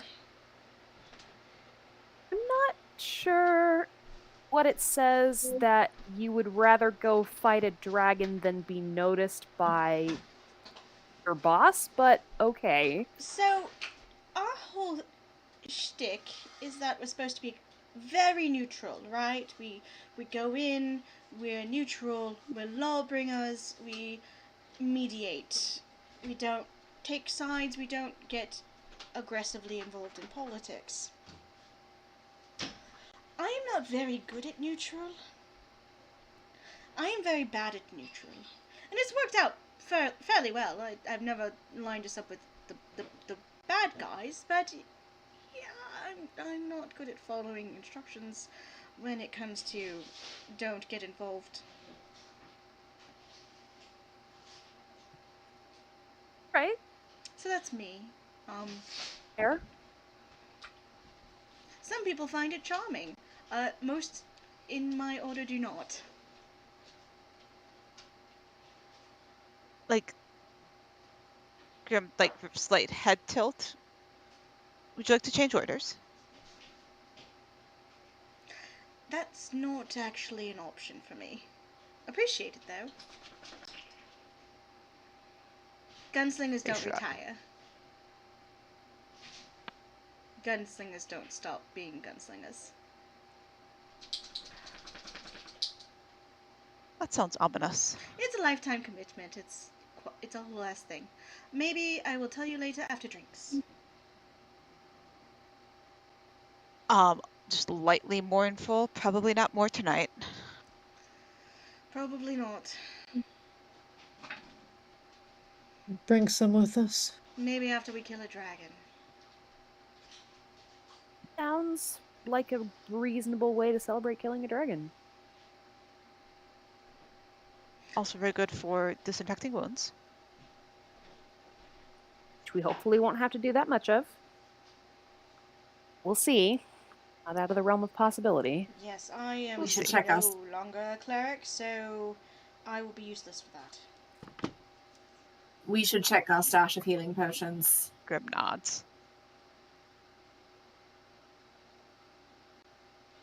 I'll see if Klinkle can make us a couple. She's around here somewhere. Yeah, Grim starts digging in. Oh, I have to take the fire method and the scrying bowl out of my inventory. Digs around in the haversack a bit. I'm fresh out. This is where I check my inventory and see if I have anything. Corinne does shuffle around in her satchel. And pulls out a coin. It's like, oh, I'd forgotten about this. We found this on the way here the first time. That's funny. So this will do something, at least. It is the coin of cure wounds. Do something. Well, in a healing sort of manner. I don't know exactly how it works, but it does, apparently. All right. Eliana checks the bag of holding. 2 potions, and she shows everyone the black feather. This one is supposed to keep you steady if you lose consciousness. Oh, that's useful. I actually do not have any idea what's really in Erebus's inventory, although if she's level 10, she should probably have some stuff. Yeah, we'll get together later and talk about it. Sounds good. I'll give you an amount of gold and you can buy some stuff. Perfect. And we'll talk about I will let you take a up to rare magic item of your choice. One. Ooh. Okay, that's exciting. To reflect the fact that you've been adventuring for a while now. Yay. Very good. Right, yeah. So we'll talk about that later, but I would assume that she will purchase some healing potions with that. Mm-hmm. She also has Cure Wounds, although that's not a super powerful spell.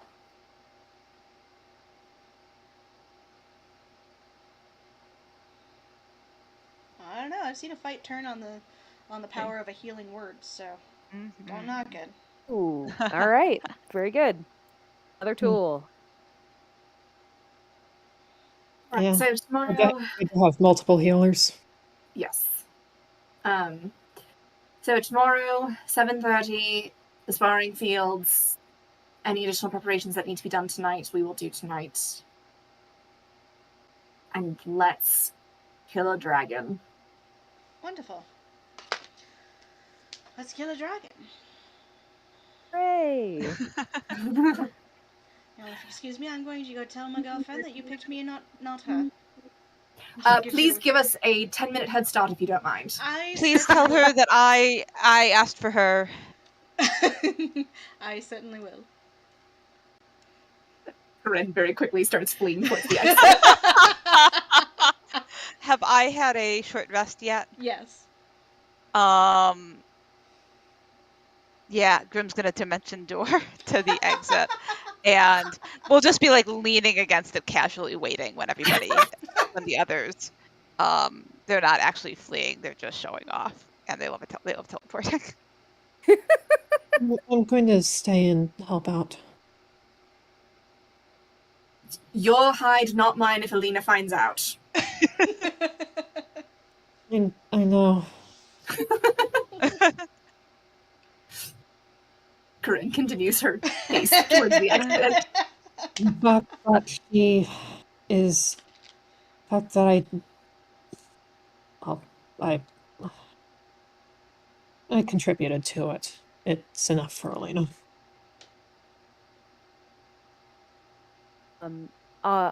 Erebus says to Eliana, are you sure you're gonna be all right? Oh, she won't actually kill me. Oh no. All right. Yeah, Erebus has never met Alina. That's all right. There's time. Right. Well, see you at 7:30 then, I suppose. See you then. Yeah. Right. Erebus will head out more composedly after Grim and Corinne. Lena doesn't know who she is. She doesn't really understand what's going on here, and she's had a whole day. Amazing. Oh my goodness. All right. As everyone heads off to find their occupations, we found an adult. Oh, Oh man. good work, team. Yeah. As everyone heads out, you hear a plaintive, "But they've already killed the green dragon. Why don't they want Do I hear this at the gate, or am I too far away? me?" You'll hear it at the gate, yeah. Grim will Alina use is not quiet. their other spell slot to cast my God. sending. No. I love them. I need my word counter. Hang on. They must be so smug right now. Always. Either smug or deeply insecure. Always. Sometimes both at once.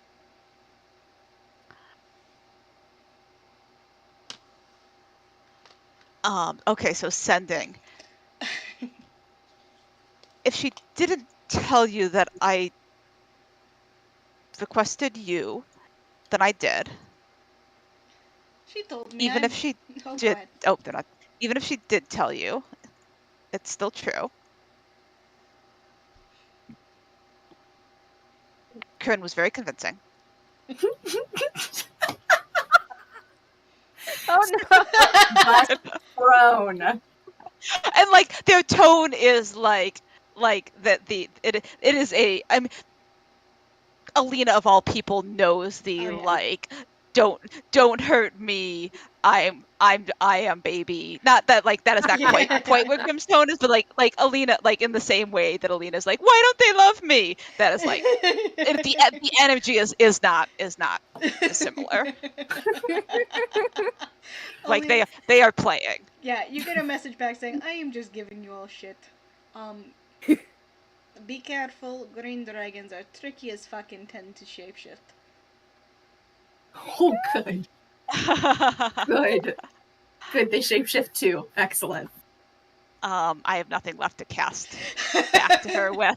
So they'll just like I mean, Grim, who very rarely in public makes any sort of like large gestures, regardless of what they may do in private when more or less drunk, will like full arm wave so that they're confident that they're as confident as they can be that she has seen them if she is looking in the right direction and has a halfway decent passive perception. They don't know, but they're used to they're used to Eliana and Corinne level passive perceptions, so they assume that everyone else can see everything.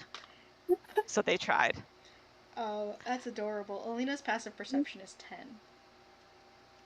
What is it? Like 10. Amazing. And when I guess Corinne catches up before Erebus then, huh? Yeah, that bonus action dash is a thing. Alina says they just shapeshift. Oh, fuck. And just like keeps on running.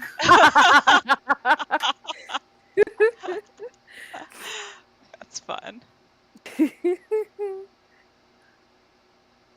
Oh my goodness. Erebus sees Corinne continue to run and just kind of raises an eyebrow, glances over her shoulder, doesn't see pursuit, raises her eyebrows again.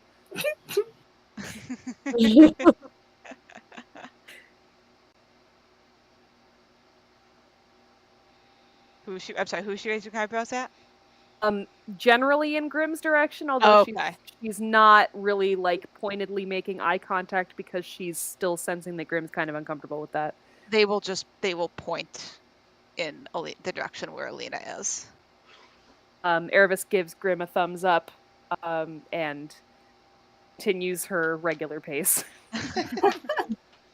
Unbothered. Bothered. Hasn't met Alina yet. Doesn't know. Alright, as everyone retires to their separate activities for the night, we're going to call it here. Delightful. There is room Yay. for side chats if you'd like. I plan Excellent. on picking up in the morning. Unless That's there's fun. something major that you all want on screen. I think my only, and I think it's fine to be punted, Grimm just doesn't have the spell slot to do it currently, is that Bones was going to be stopping by in the evening. Mm-hmm. But they might actually do we go by the tower on the way back to the call? You can. We could definitely put Okay. that on screen. We got. I'm not. My hard Oh, stop is I like was 10:30, so. I was actually going to say that they would probably. It sounds like we may have some packing and things to do. So I think Grim would be inclined to just swing walk by the tower if we were passing by it, and just like ask Corinne to tell any random intern or random Fleming to please ask Bones please tell Bones that we're leaving town for a bit, and we'll check in with her when we come back, because I don't think it was anything immediately pressing. It was dossier talk. Okay. Fleming is happy to pass along the message. Fleming is a grumpy man. You feel like you may have gained an ally. Fleming will remember this. Like, Plus one relationship. He seems to appreciate the fact that you all helped him get things slightly more in order before everyone arrived back. And is happy to pass along the message. Amazing. Grim is now going to hope that this was not the favor that Fleming said he would owe us, but they don't know. And then Hannah's only question to know what if anything Grim is thinking about during overnight is, does Erebus have quarters, or is someone who is not Grim asking Erebus if she wants to stay at Troll Skull? Corinne will ask Erebus what her sleeping arrangement situation is in the most neutral way possible. I think Erebus was planning to stay overnight, but not originally to stay in the city for very long, so she does have arrangements already. But thanks, Corinne, for the inquiry. And we'll meet them back at the practice field, did we say? Yes, sparring court. Sparring field, yeah. Meet them back at the sparring field at the appropriate time. That's all that Hannah had. I don't think there was anything else from my end. Nothing else. I will be in touch for side chats, at least one, maybe more. Sounds good. Delightful. Thank you, Heather. Thank you Yes. all. I'm Thank excited you. to move you guys into this next arc. This Yeah. escalated very Yay. quickly. I was going to say a rapid increase in the number of dragons in our Dungeons and Dragons. Yeah. It's very exciting. 100% more dragons. I don't think I'm trying to remember Maybe like if I've 40% more dragons. You don't know. That's true. I'd forgotten that Ava was a dragon when Corinne was talking about the other dragons that also live in the city or under the city or in the harbor or also apparently in this apothecary, quote unquote, shop. The idea is I don't that know if I've ever Waterdeep- actually fought a dragon. Waterdeep I know is we supposed fled to- from a dragon once in Nice. TDK. Yes. Good. You did. Sounds promising. I tried to fight it. We tried to fight it briefly, and then You guys were they were definitely we had level some appropriate. dynamics. Level appropriate for the dragon. I didn't throw them anything that they were not definitely level appropriate for. It's just everyone was like, we can run away instead, and then just ran away. That game got a little no. weird in ways that were no. were entirely outside the DM's control. Okay. Amazing. Amazing. So yay! I'm Uh. excited to tangle with a dragon Yeah. or get bamboozled by a shapeshifting dragon, as the case may be. It's Thanks. fine. Yeah, Yeah. that's all fine. I So- did want to say that I am traveling in 2 weeks. Okay. So just as an FYI for planning, like if I can give you Erebus's character sheet for Mm-hmm. any reason or whatever you would need from me. Yeah, sure. Um, If you just want me shoot me a copy of the character sheet, we can roll with it. Absolutely, We'll say I'll definitely Erebus do is that. not a morning person, and Welcome Yes. to the club. Perfect. Love that. also Bones I'll- might I'll stop look by forward to have a to- conversation that might take up a chunk of some backstory stuff. Yeah. And I'm happy to do side chats or whatever to help fill in some of the stuff. Mhm. And we'll look forward to hearing that session back afterward. Well, also I live stream it, so you know. Yeah. Excellent. Y'all want to hear the story about Say making choices like Grim makes choices? Yes, please. please. I do. I don't even know what Grim means by that. I think they just mean impulse control problems. I mean, to be but fair, I'm very curious to hear what. Say Yeah. Say was the first person to test the silent takedown rules on Friday to tackle a what was it, hobgoblin? No, Duergar. Duergar guard, and drag them back into the tunnel to quietly unconscious them. Then got herself turned invisible, snuck up on another Duergar taskmaster, and then Sparta kicked him off of a ledge. It was Yes. good. Oh my god. Wow. While Wow. surrounded series by is other good stuff. Duergar guards, and then just hid behind a dwarf, like, I'm not here. As what does. Wow. Say is terrifying. Truly. Say tries to be the adult in the room, and then every once in a while she just, like, her adult meter fills up, and then she is just like, I will be unbridled chaos. That is such a good way of framing it. Amazing. Like, when it comes to, like, diplomatic stuff, she's like, I am an adult, I will make reasonable choices, and then when it comes to combat, she's like, yeah, so I climbed a stone giant. As I one just does. realized, do we know how old Erebus is? I know we got That's a good height. question. Yeah, she is an adult elf, so 200-ish. Oh gosh, I can't wait for her to meet Say. Oh, So you met Say. that's right. Erebus would clock that Say is not an adult. Oh, so say is under 100? Say is like 24. Oh yeah. So say Say is is- way younger even than Orin. Say is basically an adolescent. Like, you basically talk to a 16-year-old who is like, yeah, I'm down to kill a dragon. That's fine. Oh, that's fine. Like I'm not the boss of Say, so Just older than Clincha. I might feel slightly concerned about this, but also she's a gunslinger, so Yeah. So, like, there's cultural differences between different types of elves, too. Yeah, but she is Yeah, definitely because like, you said Say is a high elf. Say is a high elf. Yep. Yeah, and Erebus is a wood elf. So there's definitely some differences there. Yeah.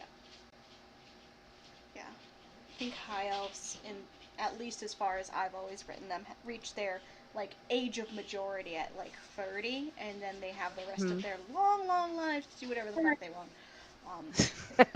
Yeah, Excellent. Say is often just assumed to be an adult, and then other elves see her and go, "What?"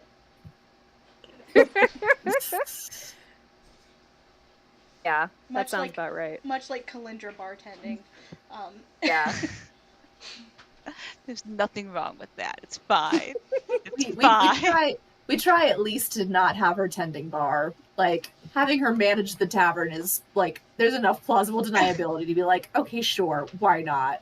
But if she gets behind the bar, it's kind of like, you're drawing some attention there potentially. That's why she Yeah, hired an for adult, sure. an adult passing person as She's the bartender. just behind the bar because It's that's where you not, have to go to dish up the snacks. it's not like we have a legal drinking age in Waterdeep, and it's not like that legal drinking age is 21.